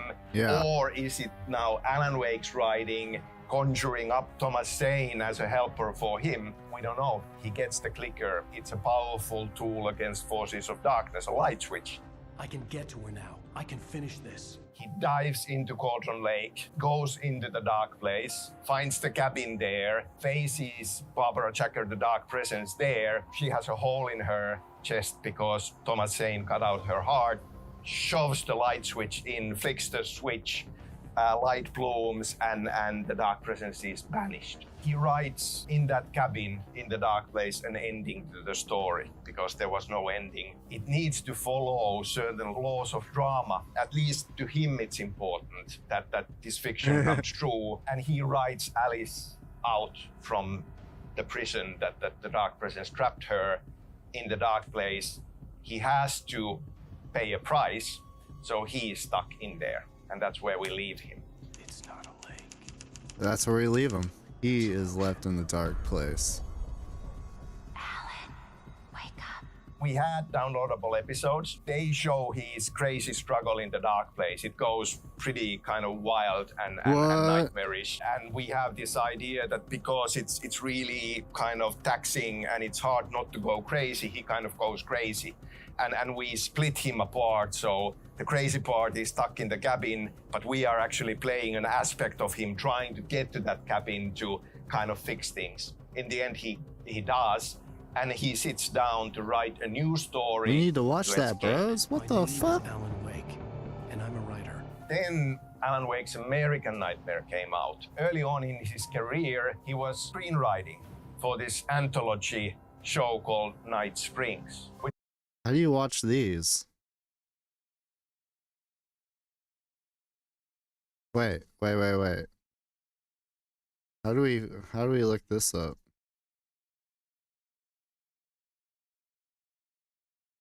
Hold on.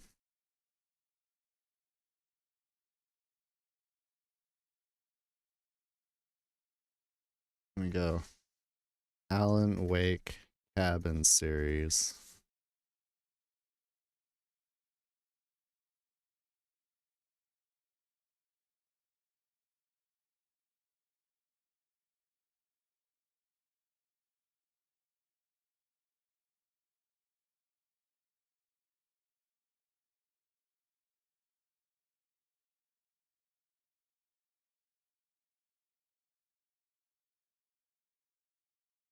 Oh.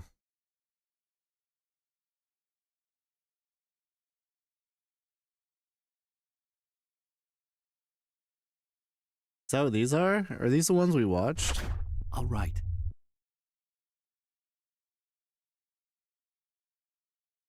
Oh.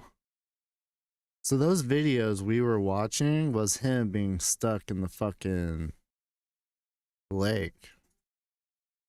So we did watch these. I'll write. I'll keep writing. Outside there's only darkness. Outside the cabin, outside the story, there's only darkness. Oh, it's fine. I can feel her presence in the dark. Just now, I could smell her perfume in the room. I'll reach her. I'll fix it up. I'll bring her back. The story will come true. If I stop, she's lost. A writer is a light that reveals the world of his story from darkness, shapes it from nothingness. The way a sculptor carves a statue from a block of granite. If I stop, the world I'm making dies. Darkness will reclaim it. It's a long, hard journey into the dark. Alice's life is at stake, but I can't think about that, or I'll lose it. The dread lingers at the edge of perception. I'll push on. Anything is possible here. I'll write the story. I'll save her. A story is not a machine that does what you tell it. A story is a beast with a life of its own. You can create it, shape it, but as the story grows, it starts wanting things of its own. Change one thing and you set off a chain reaction of events that spreads through the whole thing. The characters have to be true to themselves. The events need to follow a logic that fits the story. A single flaw and the magic is gone. The story dies. Alice dies. I can't tell reality from dream anymore, but it seems I have an imaginary editor to help me. She's an old woman in a funeral dress. I call her Barbara Jagger. She's very strict. I'm writing faster and faster. My manuscript is being heavily revised. The edits are getting very aggressive, and each day there's less of me and more of her. I hate it, but I know she's right. She promises me I can save Alice this way. She knows more of this than I do. About the complex incantation I'm attempting. About this place. She's worked with another writer under similar circumstances, Thomas Zane. The genre of the story seems to be shifting. It's turning into a horror story. I'm getting close. I can feel it. Anything outside of writing is a struggle. I feel ill. I managed to make my way downstairs. There's a shoebox filled with books and papers by Thomas Zane. It's very hard to focus, but I managed to read some of it. That's what the shoebox is? And a good one. He writes of muses and creators summoning fabulous things from a magic lake, using his powers to shape the world of a realm of gods and dreams and demons, dark things that wait for a chance to slip through, wearing the flesh of men as disguise. Zane writes about himself, his girlfriend being taken over by a dark presence, about growing scared of the lake. Zane believes it's a mirror to the gaping void of darkness above, where some Lovecraftian presence lurks. I crawled back upstairs. I'll borrow these things for my story. They ring true. They fit. Something's wrong. I'm not myself. It's hard to think that there's a shadow inside my head. I can only focus on writing. Everything else is a blur. I'm trapped in this cabin. Have been for days, but it's always dark outside. My editor is real. I saw her again. She's not human. It's not human. A dark presence is wearing the old woman's face. She was covered in clinging shadows. Before? There's a hole in her chest where her heart should be. I think I've made a horrible mistake. I don't think I'm any closer to saving Alice. It's been lying to me, using me to get the story it wants, and the story will come true. I've run through every possible course in my head. If I continue like the dark presence wants me to, the story I'm writing won't save Alice. It's a horror story, and it's going to kill her, and me, and everybody in this town. No one will survive. Darkness will consume everything. This is what it's wanted all along. It will be free, unstoppable. It used Alice to get to me, dangled her in front of me to keep me going. It was never going to release her. I'm going to change this. I'll escape. I've written myself into the story. I'm now the protagonist. This feels like a terrible risk, but it's the only way to save Alice. I'll be bound by the events of the story just as much as anyone else who's been woven into it. The story must stay true for this to work. There have to be victims along the way, near escapes, cliffhangers. In a horror story, it can't be certain that the hero will succeed or even survive. He almost has to die. I'll write my...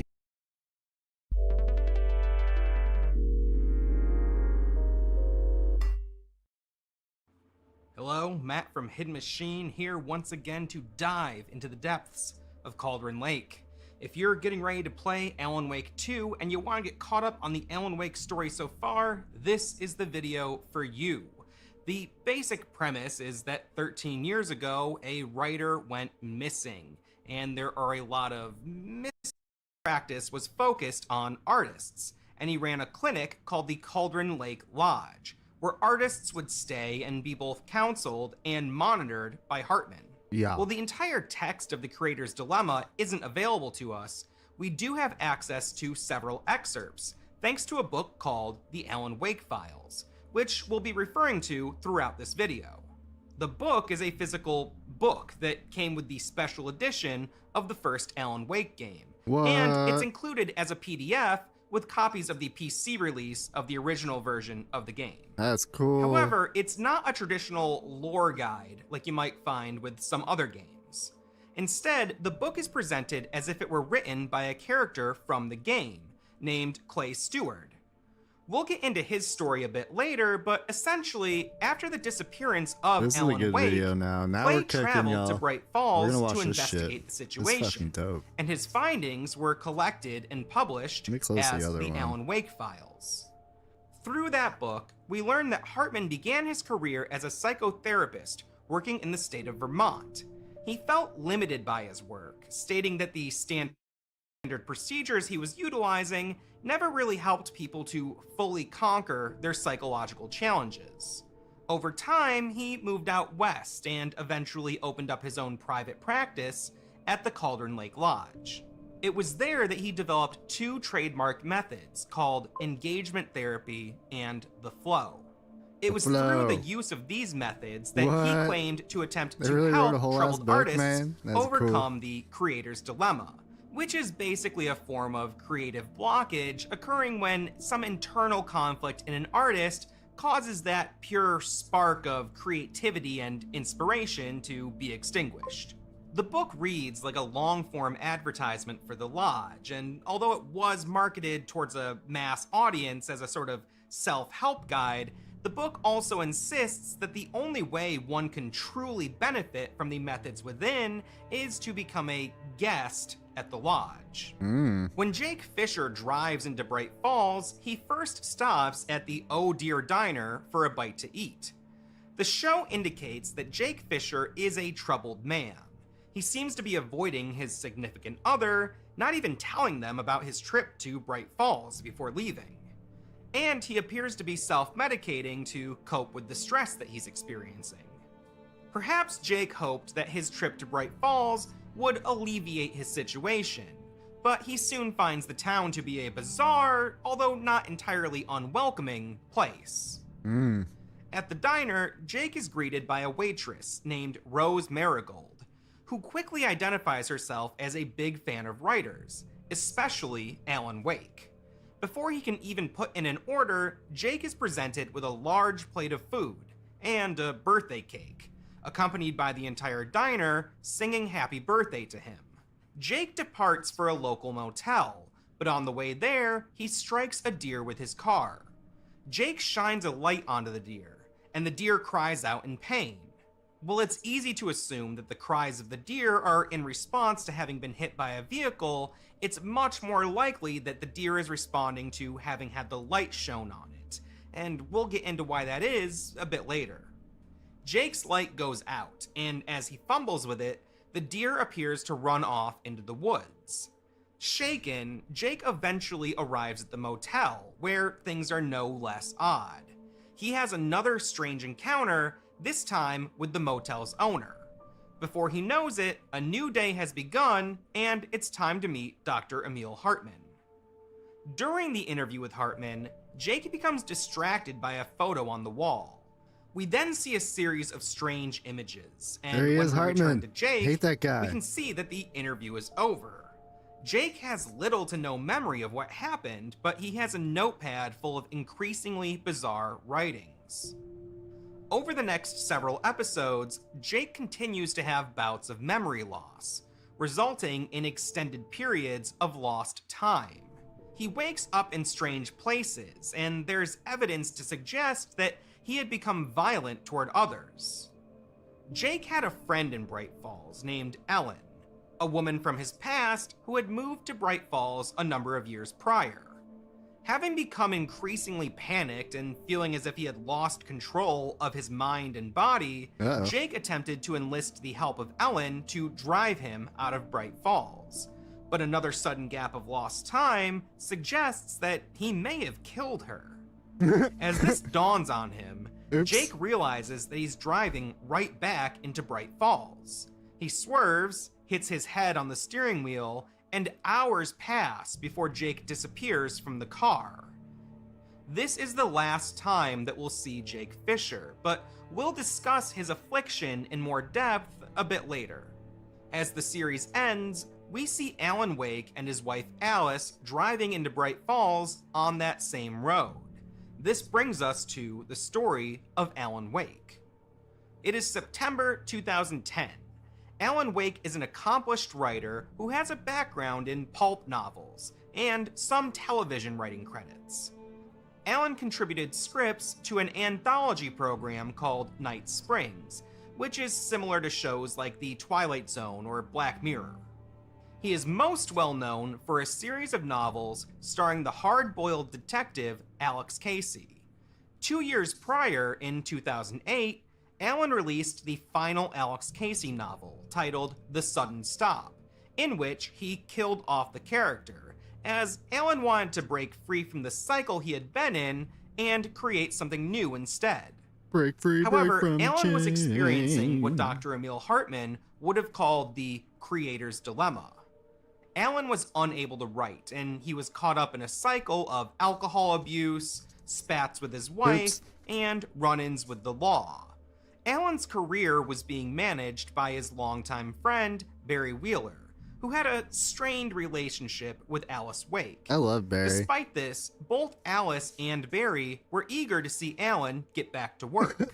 Seeking a solution to Alan's writer's block, Alice came into a copy of The Creator's Dilemma. Alice is an artist herself, a photographer, and she often helped Alan with things like promotional shots for his books. She engaged in a series of informal sessions with Dr. Hartman over the phone. She expressed her concern for Alan, but she also divulged some very personal details regarding some of the relationship troubles that her and Alan had been experiencing. After an invitation from Dr. Hartman, Alice decided to arrange a trip for the couple to Bright Falls, hoping that meeting with Dr. Hartman could help Alan overcome his troubles. However, she did all of this without Alan's knowledge, choosing to disguise the trip as a peaceful getaway rather than an intervention. The couple was slated to rent a cabin in Bright Falls from a local mechanic named Carl Stuckey. However, it wouldn't be long before the same mysterious force that was afflicting Jake Fisher would interrupt their plans. The Alan Wake Files offers us a glimpse into the strange history of Bright Falls. Rumors and recorded claims of paranormal activity in the area go as far back as the 1850s, before Washington even became a state. There have been reports of Bigfoot sightings, strange lights in the sky, and a variety of people, animals, and objects that appeared to be cloaked in shadows, as if they had a sort of cloud of darkness surrounding them. Out of all these strange happenings, one of the most important to our story occurred in 1970. It was around this time that Dr. Emil Hartman was living in Bright Falls and working as a writing assistant for a poet named Thomas Zane. While Thomas Zane's background is shrouded in mystery, from what we can piece together, it appears that he was an auteur filmmaker in Europe who, in the late 60s, moved to the US to pursue poetry. Zane was an avid diver, and he spent a lot of time on Cauldron Lake in Bright Falls.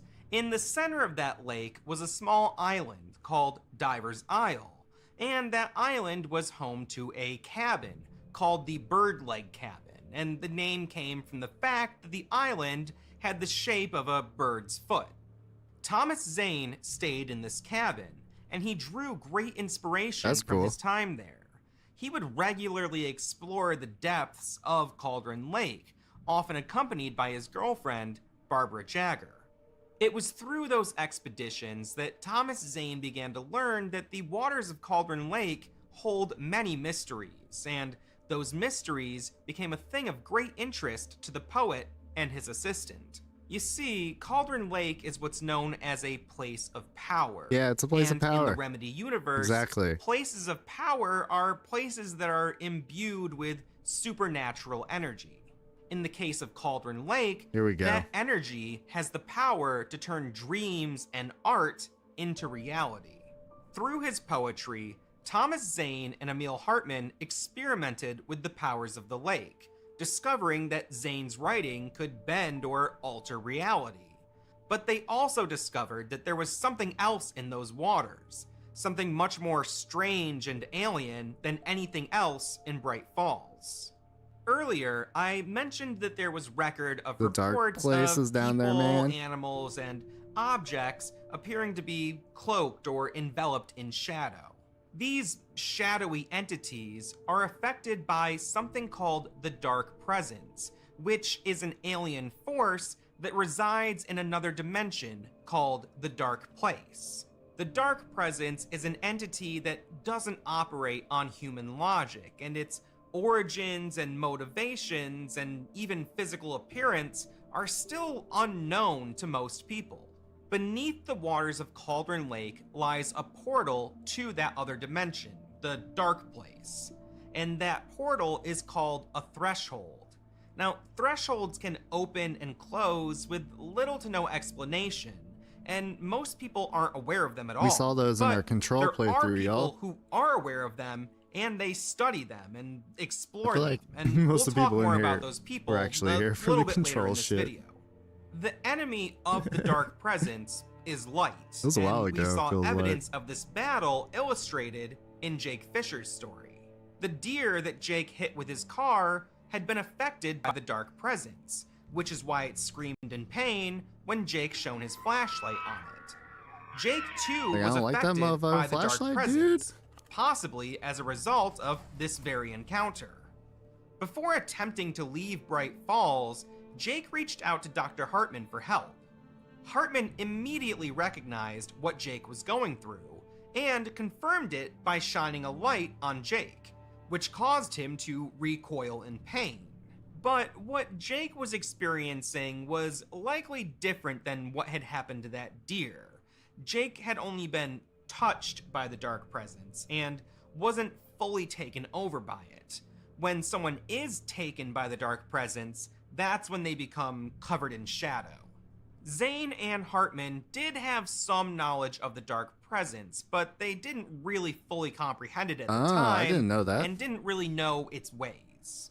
On July 10th, 1970, they had an idea Thomas that it Zane's existed. girlfriend, They didn't know Barbara anything else about Jagger, it. drowned in the waters of Cauldron Lake. Distraught, Zane was convinced by Hartman to use the power of the lake to bring her back to life. Zane wrote a poem that aimed to conjure her return, and he was overjoyed to discover that it worked. However, he soon came to realize that the resurrected Barbara Jagger was actually the Dark Presence wearing the skin of Barbara Jagger. Zane tied her to a chair and cut her heart out, but she wouldn't die. Realizing that he had unleashed the Dark Presence into reality, he believed that he had only one option to undo his mistake. Major L. He decided to write himself and all of his work out of reality and to drown himself and the resurrected Barbara in Cauldron Lake. So he put on his diving suit, he held the body of Barbara Jagger close, and he jumped into the water for one last dive. And as they passed through the threshold at the bottom of the lake, they entered the Dark Place.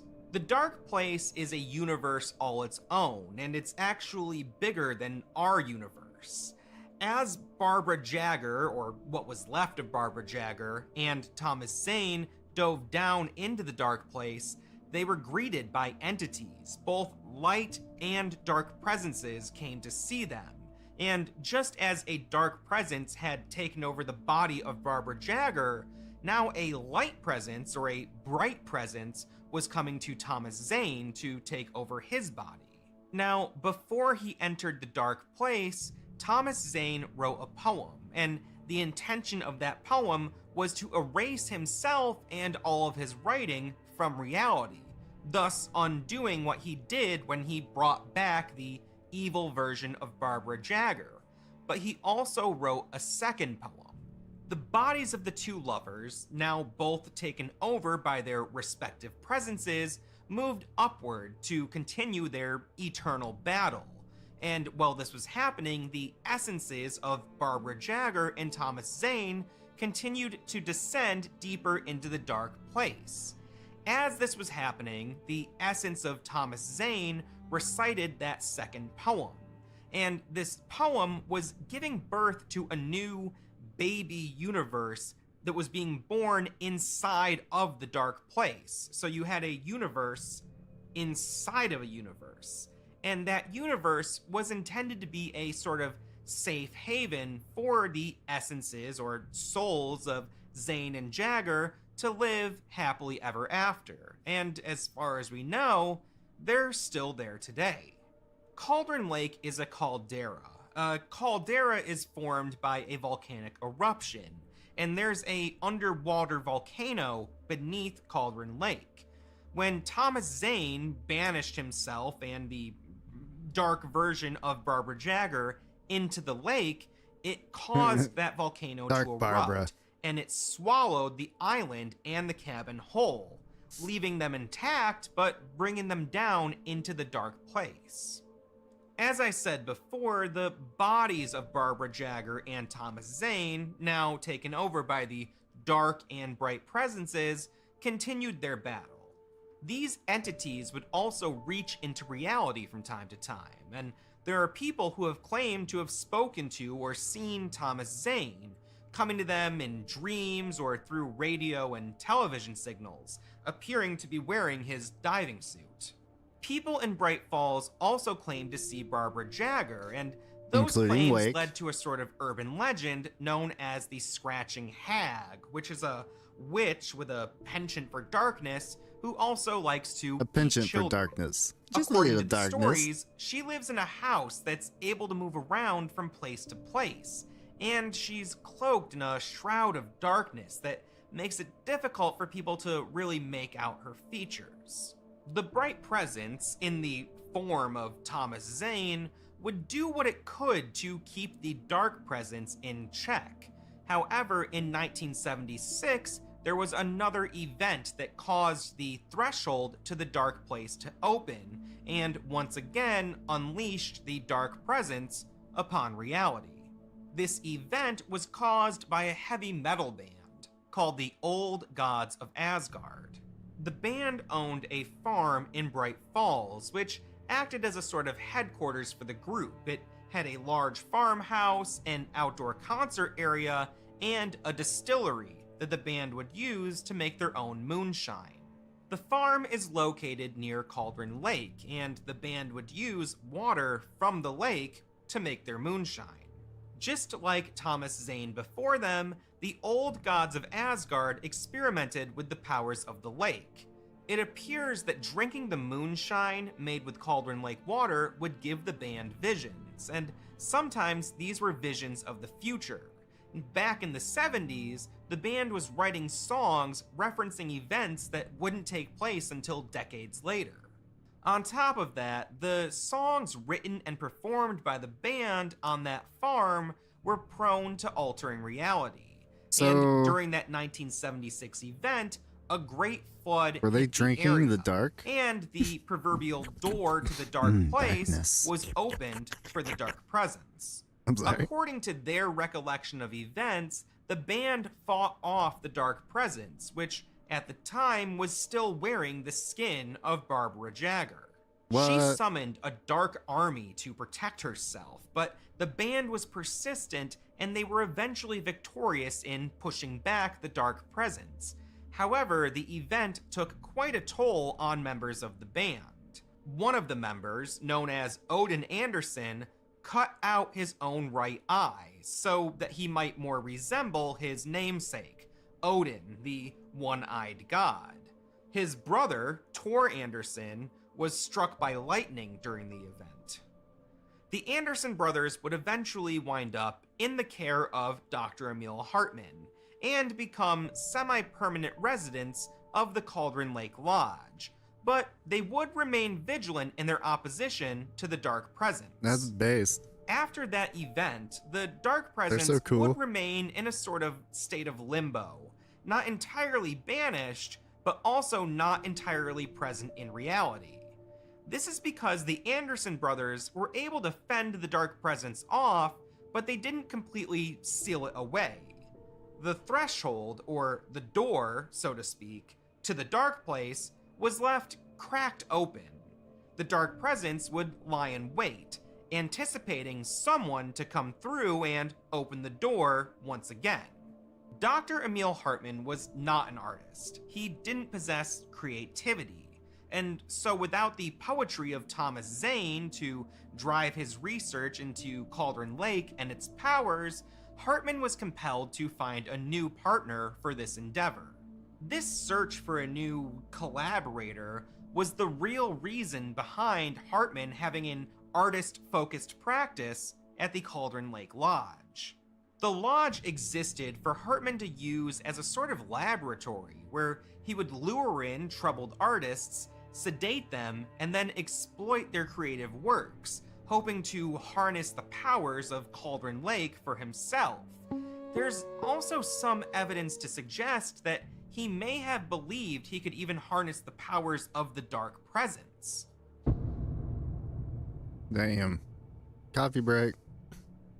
After speaking with Alice Wake, Hartman anticipated the arrival of Alan and Alice, and he sent out a lackey named Ben Mott to track the couple. The Dark Presence also anticipated their arrival, and it sabotaged their cabin rental. Unbeknownst to Alan, the Dark Presence had already started to take over Carl Stuckey, the man who they were renting their cabin from.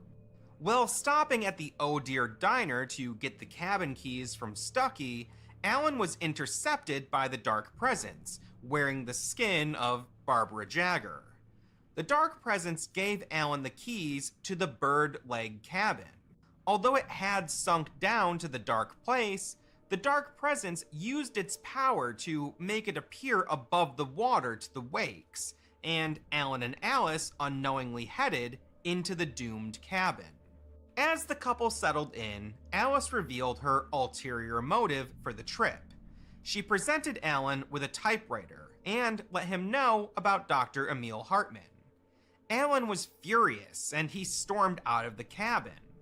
Moments later, there was a sudden power outage. Alice Wake was deathly afraid of the dark, and upon hearing her screams for help, Alan ran back inside, only to realize that Alice had fallen from the balcony of the cabin into the water. Alan dove after her, but was unable to find Alice. In a frenzied and confused state, Alan emerged from Cauldron Lake, and was greeted once more by the Dark Presence in the form of Barbara Jagger. The Dark Presence had Wake under a spell and led him back into the cabin. The Dark Presence told Wake that Alice had died and that he needed to get to his typewriter and set things right. Dazed and confused, Alan listened to the Dark Presence and began writing a manuscript. The Dark Presence directed Alan's writing, guiding him toward creating a story that would set it free to wreak havoc on reality. And that's what we just watched for Alan those videos spent the of this week part, working on this where he was manuscript, trapped here for a but week. over the course of that week, he began to realize what So maybe was this happening. guy will go through the videos He of learned what happens how in the the cabin. Dark Place worked and how his Instead of us writing having could to find affect it. reality. He also learned about the Well, if lost someone has a poetry link to of them, Thomas I would Zane. watch them that way. This was possible because although Zane wrote himself and his works out of reality, Yeah, he's gonna talk also about that. made a loophole for himself. Any items placed within a shoebox, any shoebox, would be exempt from the reality-bending powers of the Dark Place and Cauldron Lake. He left a shoebox full Excuse of me? his... Go back.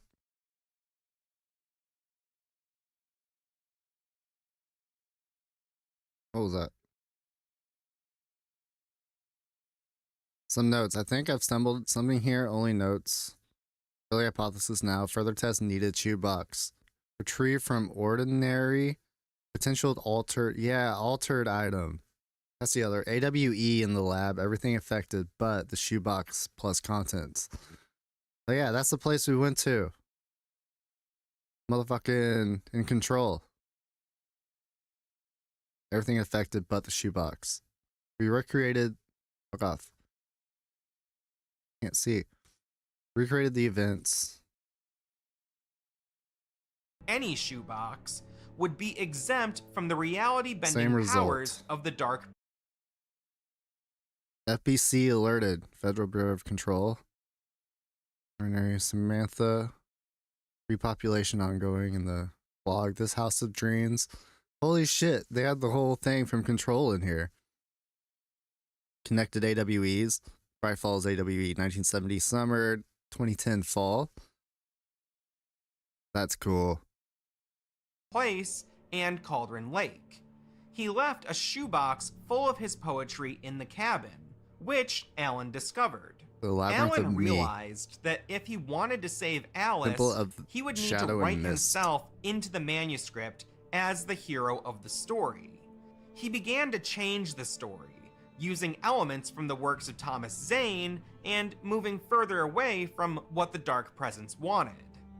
Alan wrote the story that he believed he needed to write, Sucker. and it turned out to be a sort of horror story. Due to the powers of Cauldron Lake, he was now subject to the dangers of that story, and the danger and risk of failure had to be there in order for the story to work. It had to be written in such a way that the hero might not survive. In general, for the reality-bending powers of Cauldron Lake to be successful, the artist must make a realistic scenario. Alan can't just give himself superpowers. He has to write in such a way that meshes cleanly with reality. The writing has to make sense, the actions and motivations of the characters in it need to be believable and consistent. In collaboration with Thomas Zane, or more likely in collaboration with the Bright Presence in the form of Thomas Zane, Alan was able to break free from the grip of the Dark Presence long enough to exit the cabin and get to his vehicle.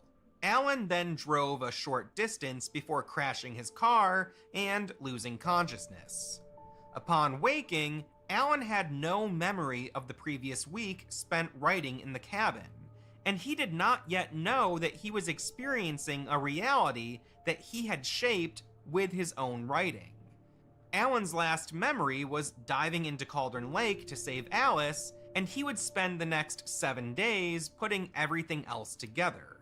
Seeking help after the crash, Alan decided to make his way to a nearby gas station, but had to pass through the woods to get there. Throughout that journey, Alan faced opposition from a number of people who had been taken by the Dark Presence. Yeah, this shit was crazy, This man. included a maniacal, axe-wielding Carl Stuckey, who had now fully completed his transformation into one of the Taken. Alan was forced to defend himself and killed Stuckey. He did this by first using light to break away the shield of darkness that was protecting Stuckey, and then shooting him to death. However, Carl Stuckey's body disappeared without a trace, as had the bodies of various other unnamed individuals who had been pursuing Alan throughout the woods. Although he may not have remembered it at the time, this was all very similar to a dream he recently had. During the trip to Bright Falls, Alan was sleeping in the car while Alice drove. In this dream, Alan was driving a car at night and hit a hitchhiker who had suddenly appeared on the road. When Alan got out of the car to check on him, the hitchhiker was already gone, and the road behind him had been covered up by a brick wall. Somehow, Alan knew that he had to get to a nearby lighthouse. As he headed toward it, the hitchhiker reappeared, covered in shadow, and identifying himself as one of Alan's creations. The hitchhiker said that Alan was now stuck inside of a story, and that the hitchhiker was going to take revenge on Wake for playing God with his characters. Alan ran away and eventually came to a bridge. Nah, man, I was just trying to get away from the dark presence, and he saw a man on the other side who Give me was a break. motioning him into a nearby cabin. This man was Clay Stewart, author of the Alan Wake files. Although Alan didn't seem to recognize Clay, Clay definitely recognized Alan. Clay Stewart was having a series of recurring dreams in which Alan Wake would appear. Through these dreams, Clay began to know and understand things about Alan and his life that were not public knowledge. It was this bizarre series of dreams that spurred Clay to investigate the disappearance of Alan Wake. In this particular dream, Clay was mauled by the hitchhiker while Alan was watching, seemingly stuck inside of a cabin. As the hitchhiker made his way toward Alan, a bright presence blew open the back door and guided Alan to safety. The presence recited a poem to Alan, the meaning of which Alan didn't yet understand. This was the bright presence in the form of Thomas Zane, which had entered Alan's dream and was trying to teach Alan how to fight the dark presence and the people taken over by it. From here on out, whenever we talk about the bright presence in the form of Thomas Zane, we'll refer to them as the Diver. And whether Alan knew it or not, the knowledge that the Diver gave him in this dream wound up being crucial to Alan's survival as he traversed the forest.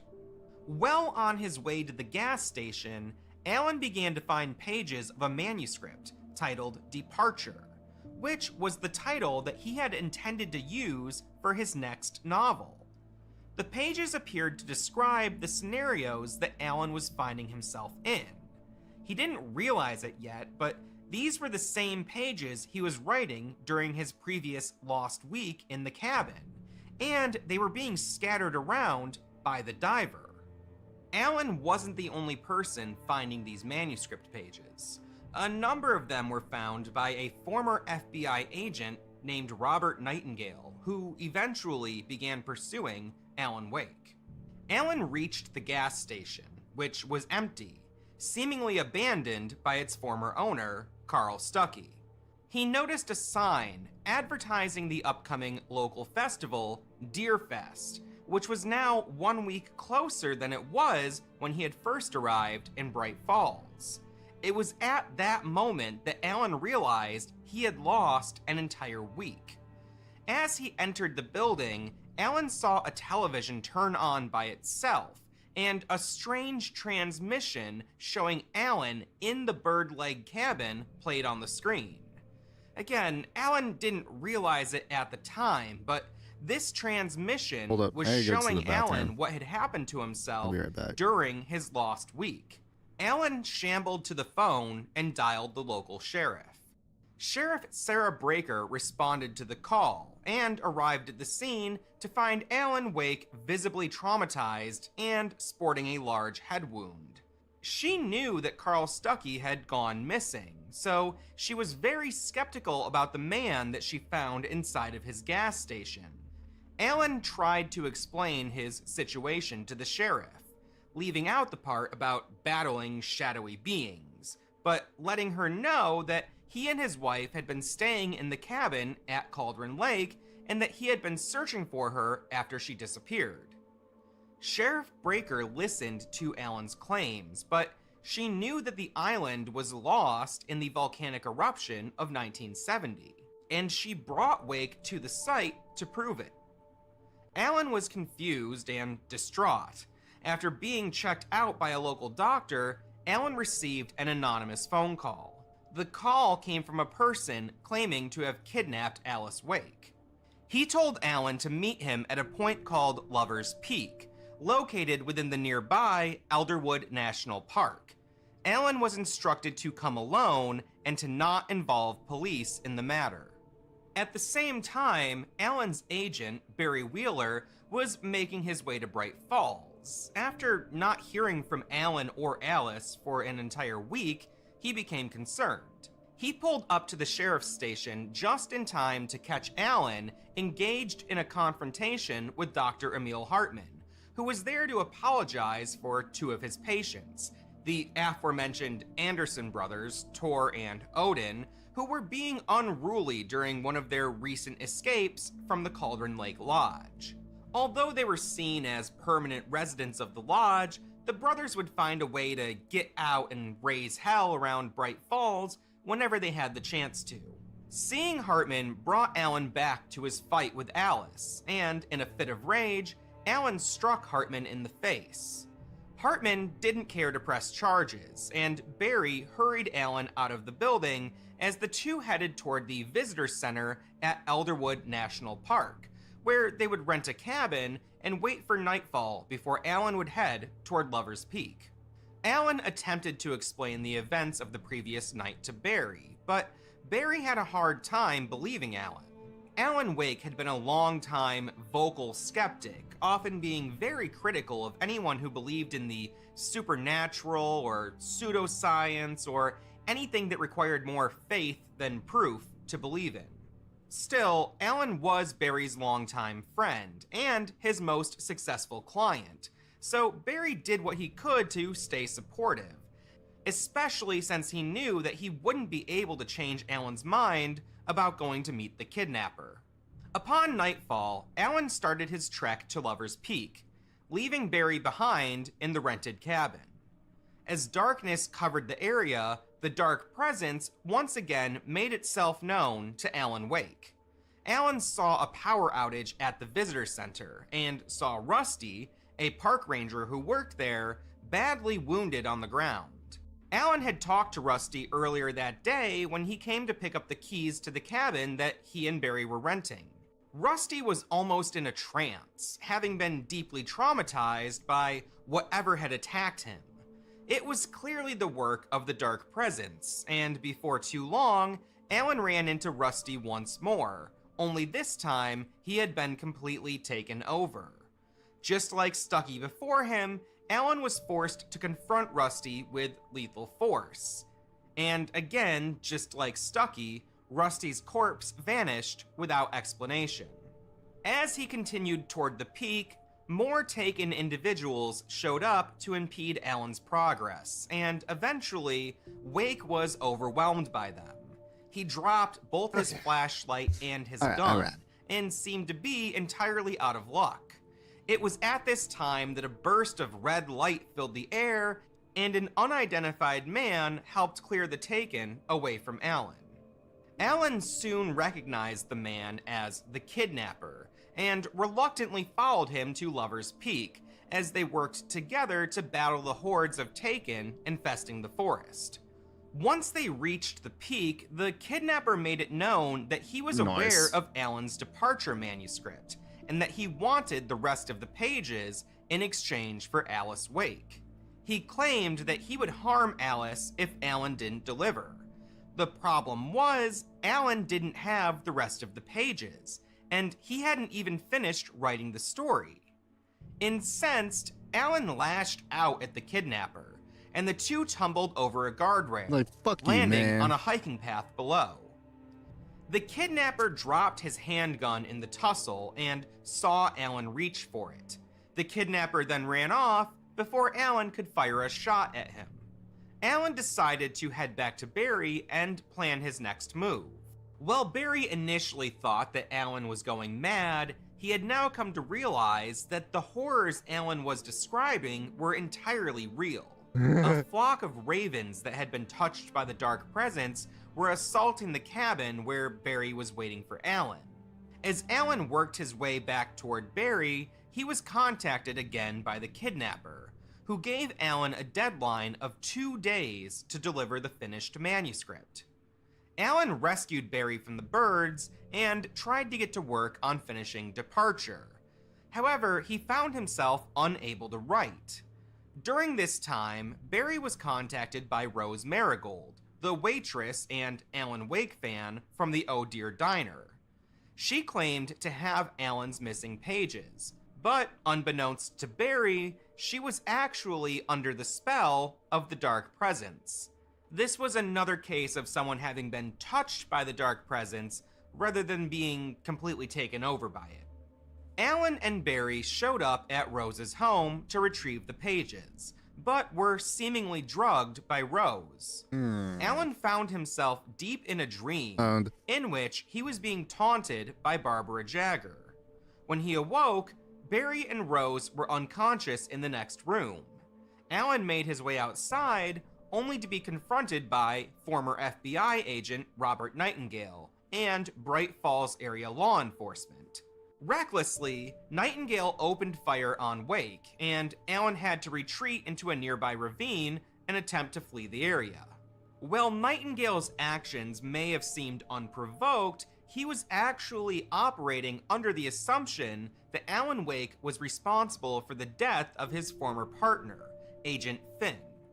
Finn was someone who had been taken by the Dark Presence, and Nightingale witnessed the beginning of his partner's transformation, which culminated in Finn disappearing, and Nightingale presuming that Finn had died. Uncle Key. This led to Nightingale becoming obsessed with finding out what happened to his partner. Nightingale began to drink very heavily to cope with the loss, and subsequently lost his job at the FBI. While we don't know exactly what happened to Agent Finn, we do know that Nightingale's investigation eventually brought him to Bright Falls, where he interviewed a number of residents and found the manuscript pages that led him to believe that Alan Wake was the person responsible for the darkness that had taken his partner. As Alan fled the scene on foot, he was pursued by local law enforcement, led by Nightingale. At the same time, the Dark Presence had begun to take the form of a tornado that was trailing Wake. The tornado was wreaking havoc on the town of Bright Falls and on the police that were pursuing Alan. Wake eventually made it to the KBF-FM studios, a local radio station which was home to a DJ named Pat Main. Main had met Alan a week or so prior when Alan and Alice were on the ferry into Bright Falls. Alan had hoped to find respite at the station, but before long, Agent Nightingale had closed in on Alan's location. I haven't played that part in a while. Nightingale took another shot at Alan, and Alan was again forced to flee. Nightingale was immediately reprimanded by Sheriff Breaker. Alan kept running into the night and eventually hit his 2-day deadline with the kidnapper. Alan had been instructed to meet the kidnapper at the old coal mine, which had since been turned into a museum. Alan waited all day for the kidnapper, but he never showed. Instead, he called Alan after nightfall and told him that there had been a change of plans. Alan was to now meet the kidnapper at the lookout point on Mirror Peak, which overlooked Cauldron Lake. Left with no other choice, Alan worked his way toward Mirror Peak, all the while pursued by the Taken. As he finally approached the lookout point, he could hear the voice of the kidnapper pleading with someone. The kidnapper was speaking to the Dark Presence, begging for forgiveness. The kidnapper admitted that he never actually had Alan's wife, and that he had no idea where Alice was. As Alan made his way closer, both he and the kidnapper were swept up by the dark tornado and thrown into the nearby water. Alan was nearly unconscious, but a hand emerged to bring him to the surface. That hand belonged to none other than Dr. Emil Hartman. We already know the true nature of Hartman's work at the Cauldron Lake Lodge, but this knowledge was unknown to Alan at the time. Hartman had sedated Alan and attempted to convince him that he had been a patient at the lodge for a while now. According to Hartman's version of events, Alice Wake had drowned, and Alan had been having severe episodes in which he concocted a false reality to cope with the loss of his wife. All of the strange things that Alan had experienced in Bright Falls up until this point were merely delusions created by Alan because he couldn't accept that Alice was dead. However, Hartman was fully aware of the situation. He knew that Alan had interacted with the Dark Presence, and he knew that Alan's writings were already having an effect on reality. Hartman hoped to become Alan's editor on the manuscript and coach his writing in the same way that he guided the writing from of Hartman, Thomas Zane. we learn he's just Alan trying to knew use that he was us being to lied write to, that but bullshit. felt that he had to play along for the time being. Before too long, a power outage struck the lodge, which appeared to be directly connected to the Dark Presence It's time and to a large bail. storm that was brewing in this the is what area. we did. Amidst the chaos, the Anderson brothers attacked one of the orderlies at the lodge All right, and we're back to encouraged where we Alan to played move forward in this his last battle week. against the Dark Presence. Prior to the blackout, they confided in Alan, letting him know that they too had engaged in such a battle in the past, and acknowledged that it was partly their fault that the Dark Presence was able to push into reality. Yeah. They also told Alan that he needed to go to their farm and find what they referred to as the message. As we've seen, the Dark Presence can cause memory loss in people. Knowing this, the Anderson brothers created a song called The Poet and the Muse, which was intended to act as a sort of crash course for anyone who might be facing the Dark Presence in the future. The song was the message that the Anderson brothers had been referring to, and it was just the thing that Alan needed to defeat the Dark Presence and save Alice. Alan took the opportunity to escape the lodge, but first headed for the offices so that he could retrieve his seized belongings. I'm gonna have to give her He her lifted food. a key She's from the tripping. unconscious orderly She and wants her headed into snack, the snack. restricted area of the lodge. There, She he wants saw a snack, photograph snack. that put his entire She situation gets her into a fancy much more feast. clear perspective. Here. In the I'll show you what I give her. photograph, standing among the staff of the lodge was the kidnapper, Ben Mott. Wake immediately recognized the man, but what he may not have realized was that Mott had been tracking Alan as soon as he got close to Bright Falls, and that Mott was there on the ferry that Alan and Alice took into town.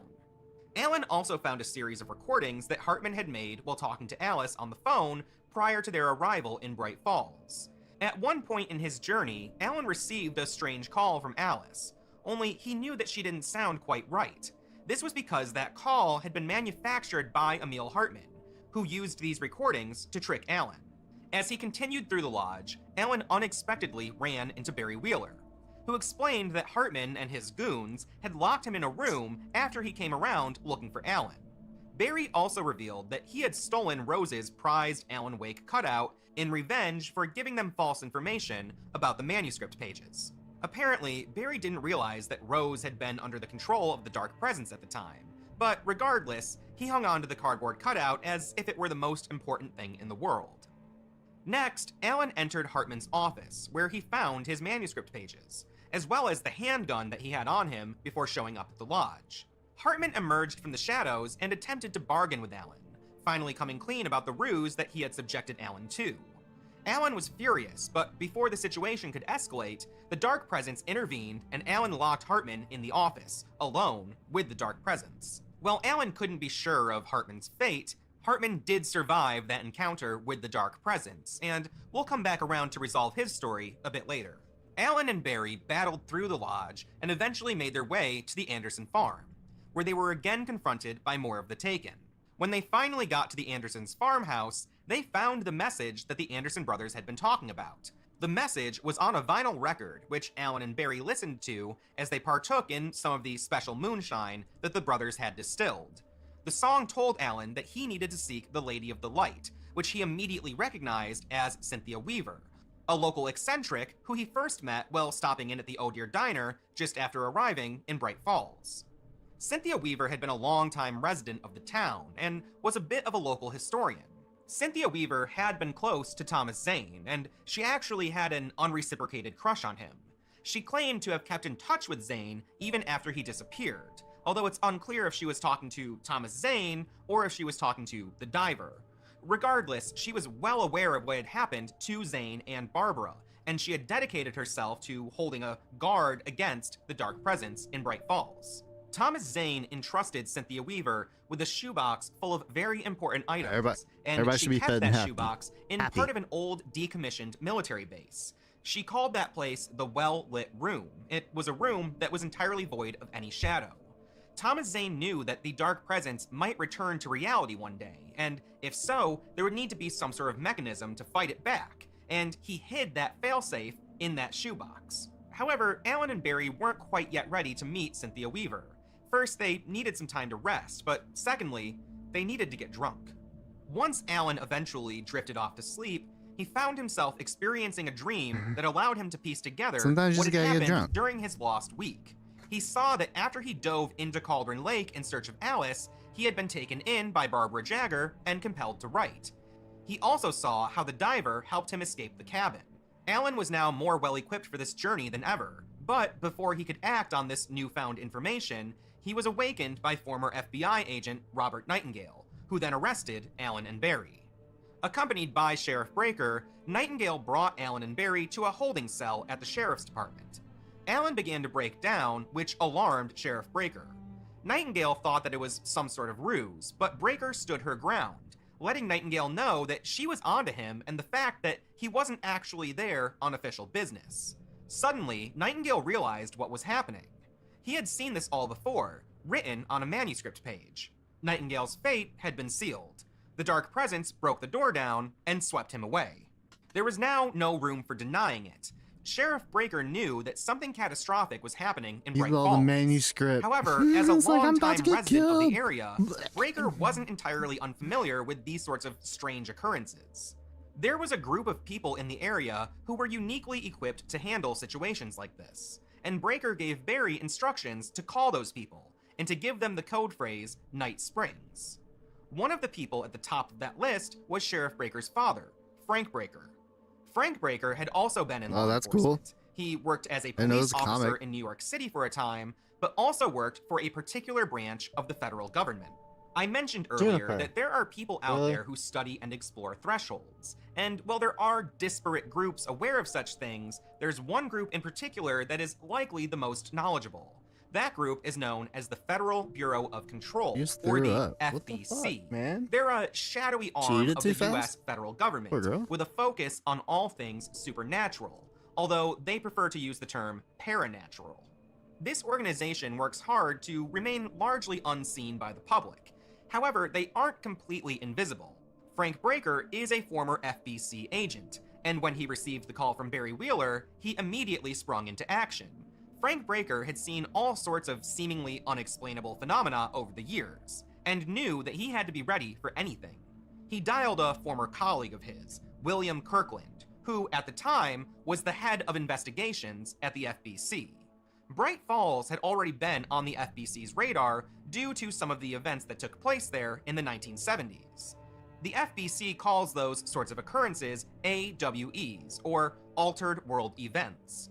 When the threshold beneath Cauldron Lake opened up in 1976, that was an AWE. Everything that Alan Wake had been experiencing in Bright Falls, that was also an AWE. Frank Breaker's call to Kirkland put Bright Falls on the map once again for the FBC, and they would continue to monitor the area for years to come. Frank Breaker coordinated with local law enforcement to address the chaos being caused by the dark presence, while his daughter accompanied Barry Wheeler and Alan Wake to the well-lit room. The trio was split up due to the dark presence interfering, but they eventually all made it to their destination. Once there, Alan was met with the shoebox Cat left by has Zane. no chill. Inside of it was a manuscript page, which described a scene from Alan's childhood. It explained that young Alan Wake was afraid of the dark. To help Alan conquer his fear, his mother gave him an old light switch, which she called the clicker. She said that it had been given to her by Alan's father. Now, Alan never knew his father, so anything that had passed through his hands had a sort of mythical quality to Alan. Alan's mother explained to Alan that all he had to do was press the clicker, and it would instantly vanquish any beasts that were hiding in the shadows. The page went on to describe Alan holding the hell clicker as he stood at the edge of Cauldron The Lake, clicker. ready to dive in and face the dark presence head on. Alan didn't totally understand what was happening.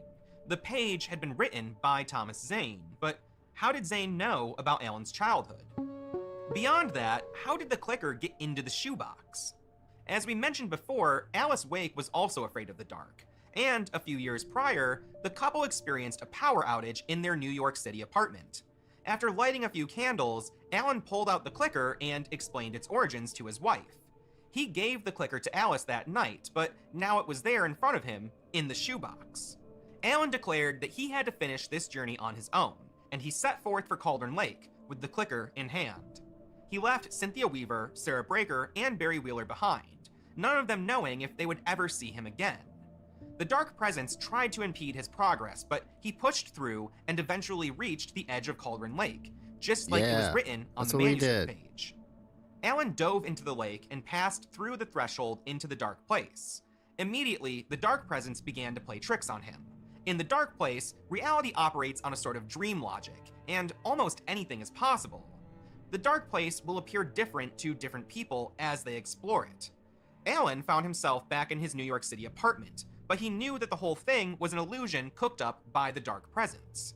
With guidance from the diver, Alan was able to break through this illusion, and used the power of his own creativity and imagination to literally forge a path to the Bird Leg Cabin, where he came face to face with the Dark Presence, still wearing the skin of Barbara Jagger. The Dark Presence let Alan know that it would easily find a new host if it needed to, but Alan was undeterred. He pulled Jagger close to him and shoved the clicker into the hole where her heart had been. He pressed the clicker and filled Jagger's body with light, destroying the vessel that the Dark Presence had been occupying. This resolved the story of departure, and Alan's intended ending had been seen to fruition. Alice emerged from Cauldron Lake, confused and alone, but safe for the time being. The citizens of Bright Falls were celebrating Deerfest, almost as if the events of the past week hadn't happened at all. Except, they did happen. Rose Marigold was clearly affected by her brush with Barbara Jagger, and other people who were taken or affected by the Dark Presence appeared to also be suffering long-term consequences. In general, only people who have been directly affected by the Dark Presence or the powers of Cauldron Lake are able to really remember these shifts in reality that occur. However, for some people, small remnants might remain, and over time, those remnants become folklore and urban legends, like the Scratching Hag. Surely, the events that took place during the 2010 Bright Falls AWE have gone on to form their own legend for the people in the area. The FBC would arrive in Bright Falls shortly after the Altered World event that was occurring there had finished. Over the next few years, they would interview and monitor several key figures related to that AWE.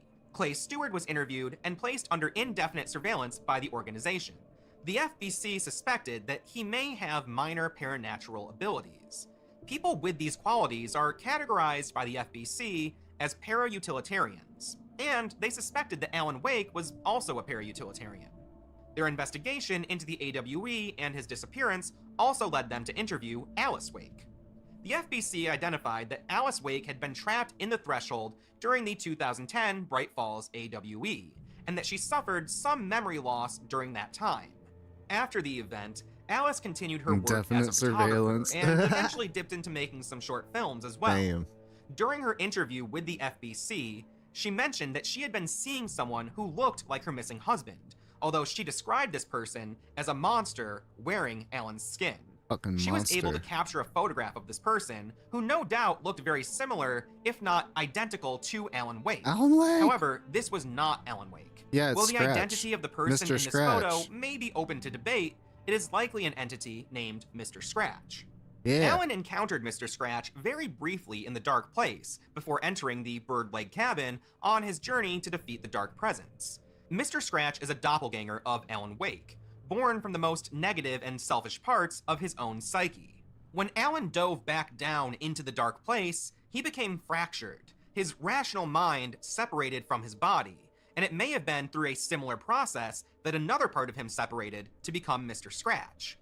Under guidance from the diver, Alan was eventually able to mostly reunite the different parts of his mind and regain the lucidity that he would need to navigate the Dark Place. While writing Departure, in order to save Alice, Alan wound up putting himself in the Dark Place instead of her, and there was no sure way for him to escape. This is what we need to pay attention to. Unfortunately, I don't want as to watch all far the as we fucking know, videos. Alan is still stuck inside of the Dark Place, we go. presumed dead by many who knew him. On top of that, Mr. Scratch is still at large, terrorizing people who were close to Alan and giving fuel to the urban legends and rumors surrounding Alan's disappearance. Not much is known about Mr. Scratch, but we do know that he is an entity that serves a higher power, with their ultimate goal being to break into reality and change it to their will. Scratch is evil and murderous, and he has the power to freely cross the barrier between reality and the dark place. He has gone out of his way to show Alan what he's capable of, and Alan has done all that he can to thwart Scratch's evil plans. However, Alan has not been able to completely defeat this foe. Beyond his struggles with Mr. Scratch, Alan continues to try to find a way to right himself out of the dark place, although his attempts so far have been unsuccessful. We've established that Thomas Zane was allegedly in touch with Cynthia Weaver, and similarly, Alan Wake has tried to send messages out to reality from the dark place. Messages from the dark place can travel through dreams, as well as television and radio signals. Messages can also enter the dark place, and while the mechanism that controls that flow of information is still a mystery to us, Alan has received glimpses of reality and has put those images into his writing.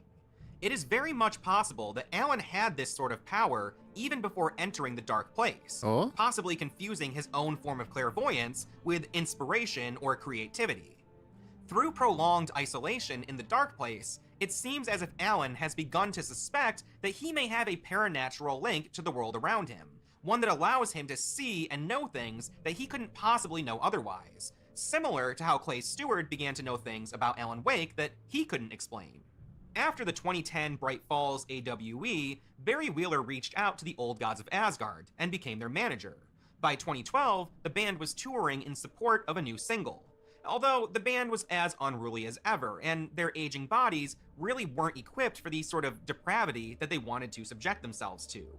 Barry Wheeler made the executive decision to call off the rest of their gigs and use the money that the band had amassed through a greatest hits album and the shows they did play to establish the Valhalla Nursing Home, which opened in 2014, and it was a place where the Anderson brothers could live out their final days in peace.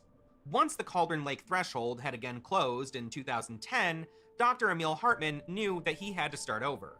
He had survived his encounter with the Dark Presence, seemingly unscathed, although the lodge had been wrecked by the AWE. His lackey, Ben Mott, was not so lucky. Mott had become one of the Taken, and was disposed of by Hartman. Eyeing the destruction to his lodge, Hartman made a phone call to someone. Blam. We don't know exactly who Hartman spoke to, but he said that he was ready to reconsider their offer. He also established that whoever he was speaking to was already aware of what had happened in Bright Falls. It seems likely that Hartman was speaking to someone at the FBC. Hartman saw himself as a serious researcher and scientist, and someone who was on par with the paranatural experts at the FBC. The FBC interviewed Hartman after the Bright Falls AWE, and he tried to present himself as their peer. However, due to the nature of Hartman's experiments, the FBC charged Hartman with violating paranatural law. They detained him, confiscated all of his research, and permanently revoked. Of course, like yourselves, I work to understand and even bend the rules of our earthly paradigm. My patient's well-being was paramount, of course, but I would hardly be a man of science if I did not reach out at the underlying truth. As I stated in my written proposal, I believe working alongside your organization could be greatly beneficial to both parties. Sharing notes, as they say. Thank you, Doctor. That's all we need to hear. Remy? Dr. Emil Hartman, you have been found in breach of codes 48 and 74 of the FBC criminal offense system. What? You can't do this. I'm a well-connected man. You're making a dire mistake, my friend. You will be detained until further notice, and all personal property will be confiscated. His medical license. With his credentials stripped, including they the saw Cauldron Hartman Lake as being Lodge. relatively harmless, so he was soon released by the FBC. Left with almost nothing but his desire to further comprehend the mysteries of Cauldron Lake, Hartman convinced himself that he could succeed where Thomas Zane and Alan Wake had failed. He dove into the lake and was promptly overpowered by the Dark Presence. Fully possessed, Hartman was soon apprehended by the FBC and taken to their headquarters in New York City, known as the Oldest House. The Oldest House is a paranatural phenomenon in itself, a building that is able to change its shape and appearance at will, and is essentially invisible to most of the public. It blends so neatly into the background of everything that people just don't notice it unless they are already looking for it. The Oldest House is linked to a paranatural entity known as the Board.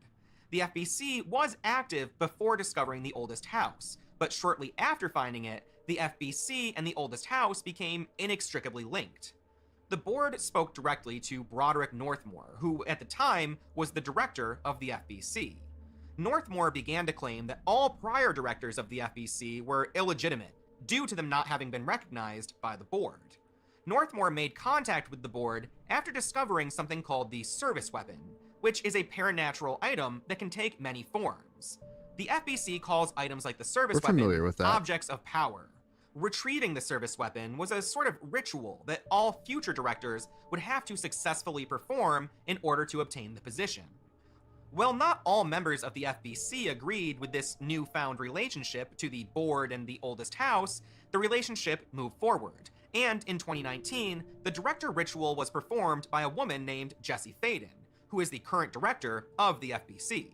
When Hartman was apprehended by the FBC after his dive into Cauldron Lake, he was held in the investigation sector of the oldest house.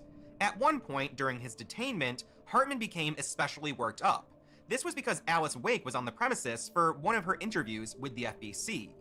The connection that Hartman and Alice both shared to the Dark Place and Cauldron Lake stirred something within Hartman. He broke free from his confines and began to terrorize the investigation sector. He killed anyone he could, and overwhelmed by the monstrous thing that was once Emil Hartman, the FBC decided to close off that sector of the building entirely, trapping the monster within its walls. In 2019, there was an event that was not totally dissimilar from the Bright Falls AWE. In that event, a threshold was opened in the oldest house, releasing a hostile entity known as the Hiss. The Hiss is a resonance which can quickly infect anyone or anything that it encounters, somewhat similar to the way that the Dark Presence can take over things. The person responsible for opening the threshold was former FBC director Zachariah Trench, who shot himself with the service weapon shortly after opening the threshold. Jessie Faden found his body and was compelled to pick up the weapon that was lying next to Trench.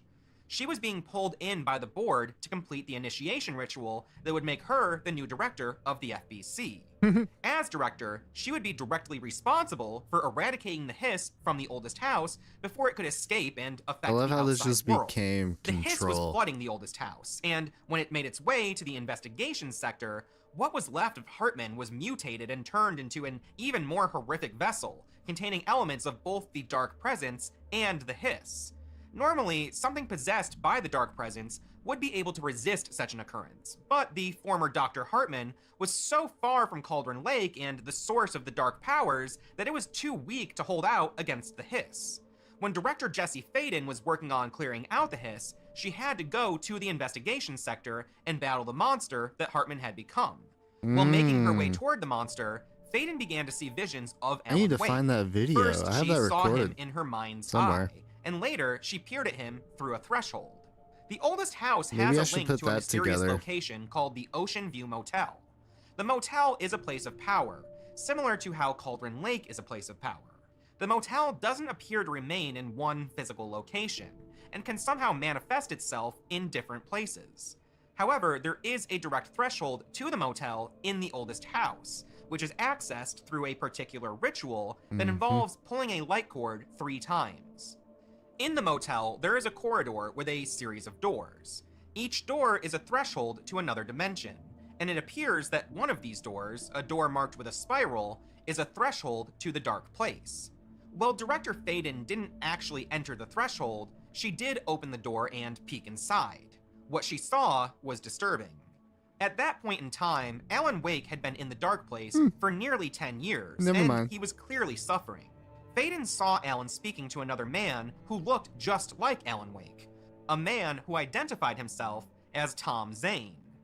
Alan was having trouble remembering where he was and what he was doing, but Zane let Alan know that they were collaborators. Suddenly, Alan remembered Tom the Poet and Tom the Diver, but Zane said that the diver was just an old role of his from a film that he had made. More details surfaced in Alan's mind, and he remembered his double, presumably Mr. Scratch. Zane assured Alan that he was going to handle that double for him, but Alan didn't trust Zane. Faden closed the door, confused by what she had seen. Thomas Zane was actually Jessie Faden's favorite poet, and although most of his work had been erased from reality, somehow Jessie was familiar with it. When she was younger, Jessie Faden quoted one of his poems to a psychiatrist that she was seeing. The psychiatrist attempted to look up the poet, but all they could find was record of a filmmaker named Thomas Zane, who moved to the United States from Europe in the 1960s. While we don't know for sure how Jessie Faden was able to read Thomas Zane's poetry, it's possible that she found a shoebox that contained some of his works. Yeah, exactly. Jessie is from a town called Ordinary in the state of Maine. In 2002, there was an AWE in Ordinary, during which a threshold opened up that released hostile entities into the small town. All of the adults in Ordinary disappeared during this AWE. FBC agents were eventually dispatched, and they attempted to round up anyone still left in the area. Jessie was only 11 years old at the time. Terrified, she ran away and was able to escape the FBC agents who had come to take her. After that, Jessie spent most of the next 17 years drifting from place to place. The FBC had entirely covered up the Ordinary AWE, and anyone who Jessie tried to confide in about her experiences saw her as delusional. Jessie Faden had a brother named Dylan, who was 1 year younger than her. Together, they found an old slide projector and a number of loose slides that had seemingly magical qualities. While the siblings didn't quite understand what they were getting into, the slide projector was an object of power, and it had the capability to open thresholds. Each slide represented another threshold and another dimension. That's Through crazy. the projector, Jessie and Dylan made contact with a seemingly benevolent entity, which Jessie refers to as Polaris. Polaris bonded with the siblings, creating a sort of psychic link to each child. This bond also gave the siblings paranatural abilities. The projector also brought forward hostile entities, which were ultimately the main cause of the Ordinary AWE. When the FBC agents came to Ordinary in response to the AWE, Dylan was captured by them. He spent the next 17 years at the oldest house, being monitored and subjected to a series of experiments that attempted to gauge his paranatural potential. Jessie never forgot her brother, and although she spent many years seemingly wandering from place to place, she never stopped searching for the truth behind what happened to Dylan. It was that search, guided by Polaris, that brought her to the oldest house, and inadvertently led to her becoming the director of the same organization that had torn her family apart. I guess I'm boss now? Sometime after the Ordinary AWE, the FBC led a program focused on repopulating the area, and in 2012, a woman named Samantha Wells bought a house in Ordinary. It was an old house that she wanted to fix up and turn into the house of her dreams. She documented this renovation progress on a blog called This House of Dreams. According to her posts, she found a shoebox in the attic of the house that contained a series of poems, as well as some photographs of a diver and a woman, although the faces of these individuals were blocked out by some sort of ink blot. The poems were by Thomas Zane, and the photos were presumably of Zane and Barbara Jagger, taken before the 1970 Bright Falls AWE. Among these poems was one that contained the line, "Beyond the shadow you settle for, there's a miracle illuminated." That poem was not only Jessie Faden's favorite poem, but also the favorite poem of Emil Hartman. While we don't know for sure if this shoebox in the attic is something that Jessie interacted with as a child, the potential for that to be the case is definitely there. While both Faden and Hartman had a deep appreciation for the poetry of Thomas Zane, by the time the two met, there was no chance of them discussing their mutual love for his work. Director Jessie Faden killed the monster that Hartman had become, and in doing so, closed one chapter of our story, but another chapter is now ready to be opened. In 2019, the FBC received a request for information regarding Bright Falls and the disappearance of Alan Wake. This request came from an FBI agent named Alex Casey. The fact that this agent shares a name with the protagonist of Alan Wake's most famous novels is not lost on the FBC, and it's likely that they are running surveillance on Agent Casey. The FBC honored Casey's request, but heavily redacted the documents that were sent to him. This investigation by Alex Casey, the involvement of the FBC, and the complex relationship between Alan Wake, Mr. Alex Scratch, Casey, and Thomas Zane all helped to form the basis for Alan Wake 2. Writing? And with that, you should be pretty well caught up on things. Now, let's revisit some of those mysteries that we identified during this recap. The team behind Bright Falls worked hard to stay true to Remedy's canon. In episode 4, titled Local Flavor, Jake Fisher visits a general store. In the background, we can see a character dressed like Ben Mott. The character only appears briefly in the background of this scene, but thanks to some sleuthing by a dedicated Alan Wake fan, we know that this character was portrayed by James A. Smith, who also worked as the stunt coordinator on the show. IMDb lists this character from the general store scene as Ben Mott, but the show has no official credits posted anywhere else, so without further confirmation, this should be taken with a grain of salt. However, James A. Smith recently acknowledged that he also portrayed the diver on Bright Falls. This could mean that the diver from the opening scene is Ben Mott, which would make a lot of sense.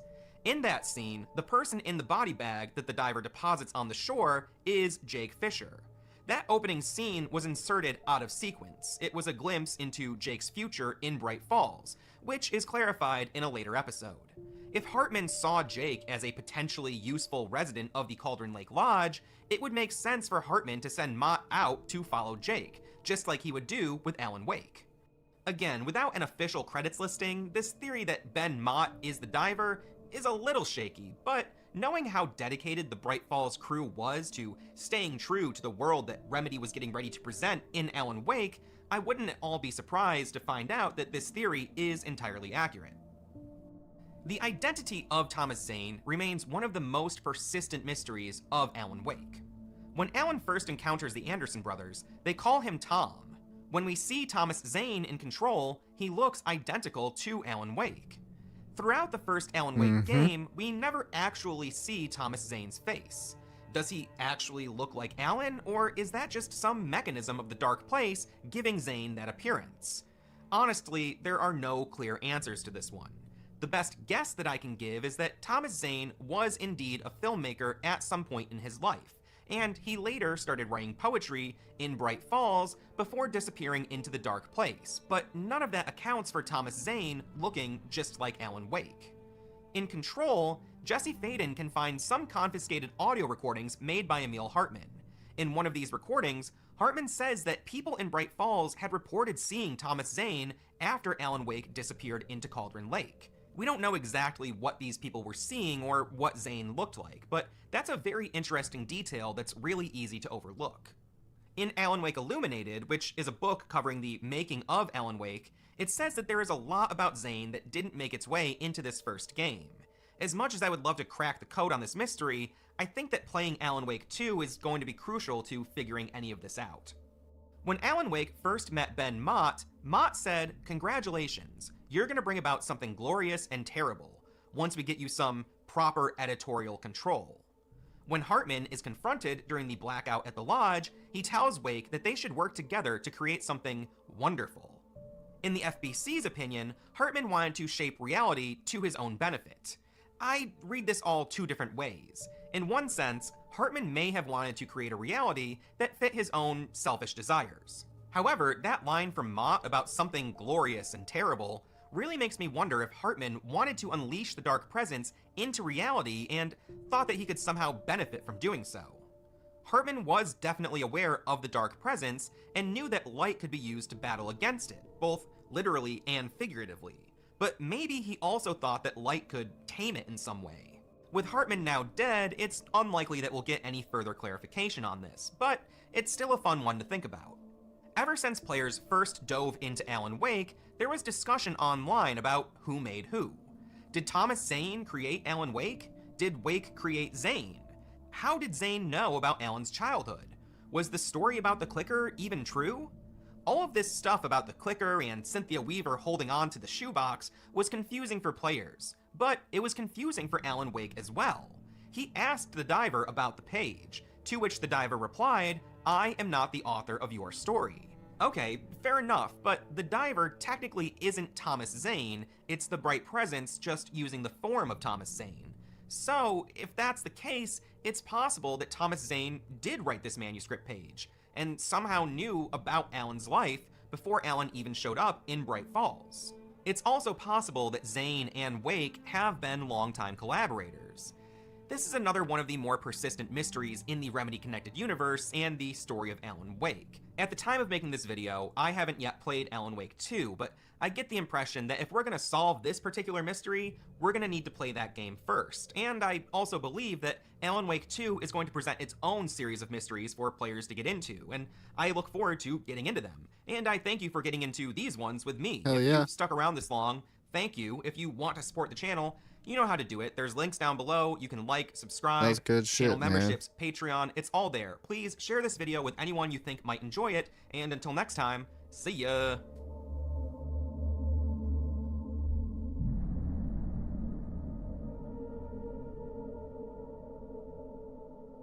There. There's the video link, dude. Hell yeah. That was sick. A lot of things to ponder. A lot of things to think about there. Not really. It's pretty straightforward. It's a lot of fun. I heard Alan Wake 2 is incredible. Oh, fuck. No. Fuck off. Let me push my songs. Let me push my songs, man. We're gonna play this again as an outro. I couldn't wait for you to come and clear the cupboard. It didn't take very long to finish the game. Hey, if you're still in here, please like below, subscribe. It always helps, man. We're gonna come back tomorrow. We're gonna start Alan Wake 2. It's gonna be good shit. It's only 11:30. I could maybe play some Heretic plus Hexen. I haven't really decided. Should I do it? Should I keep gaming or should I recall it and get ready for Alan Wake tomorrow? I'm not sure.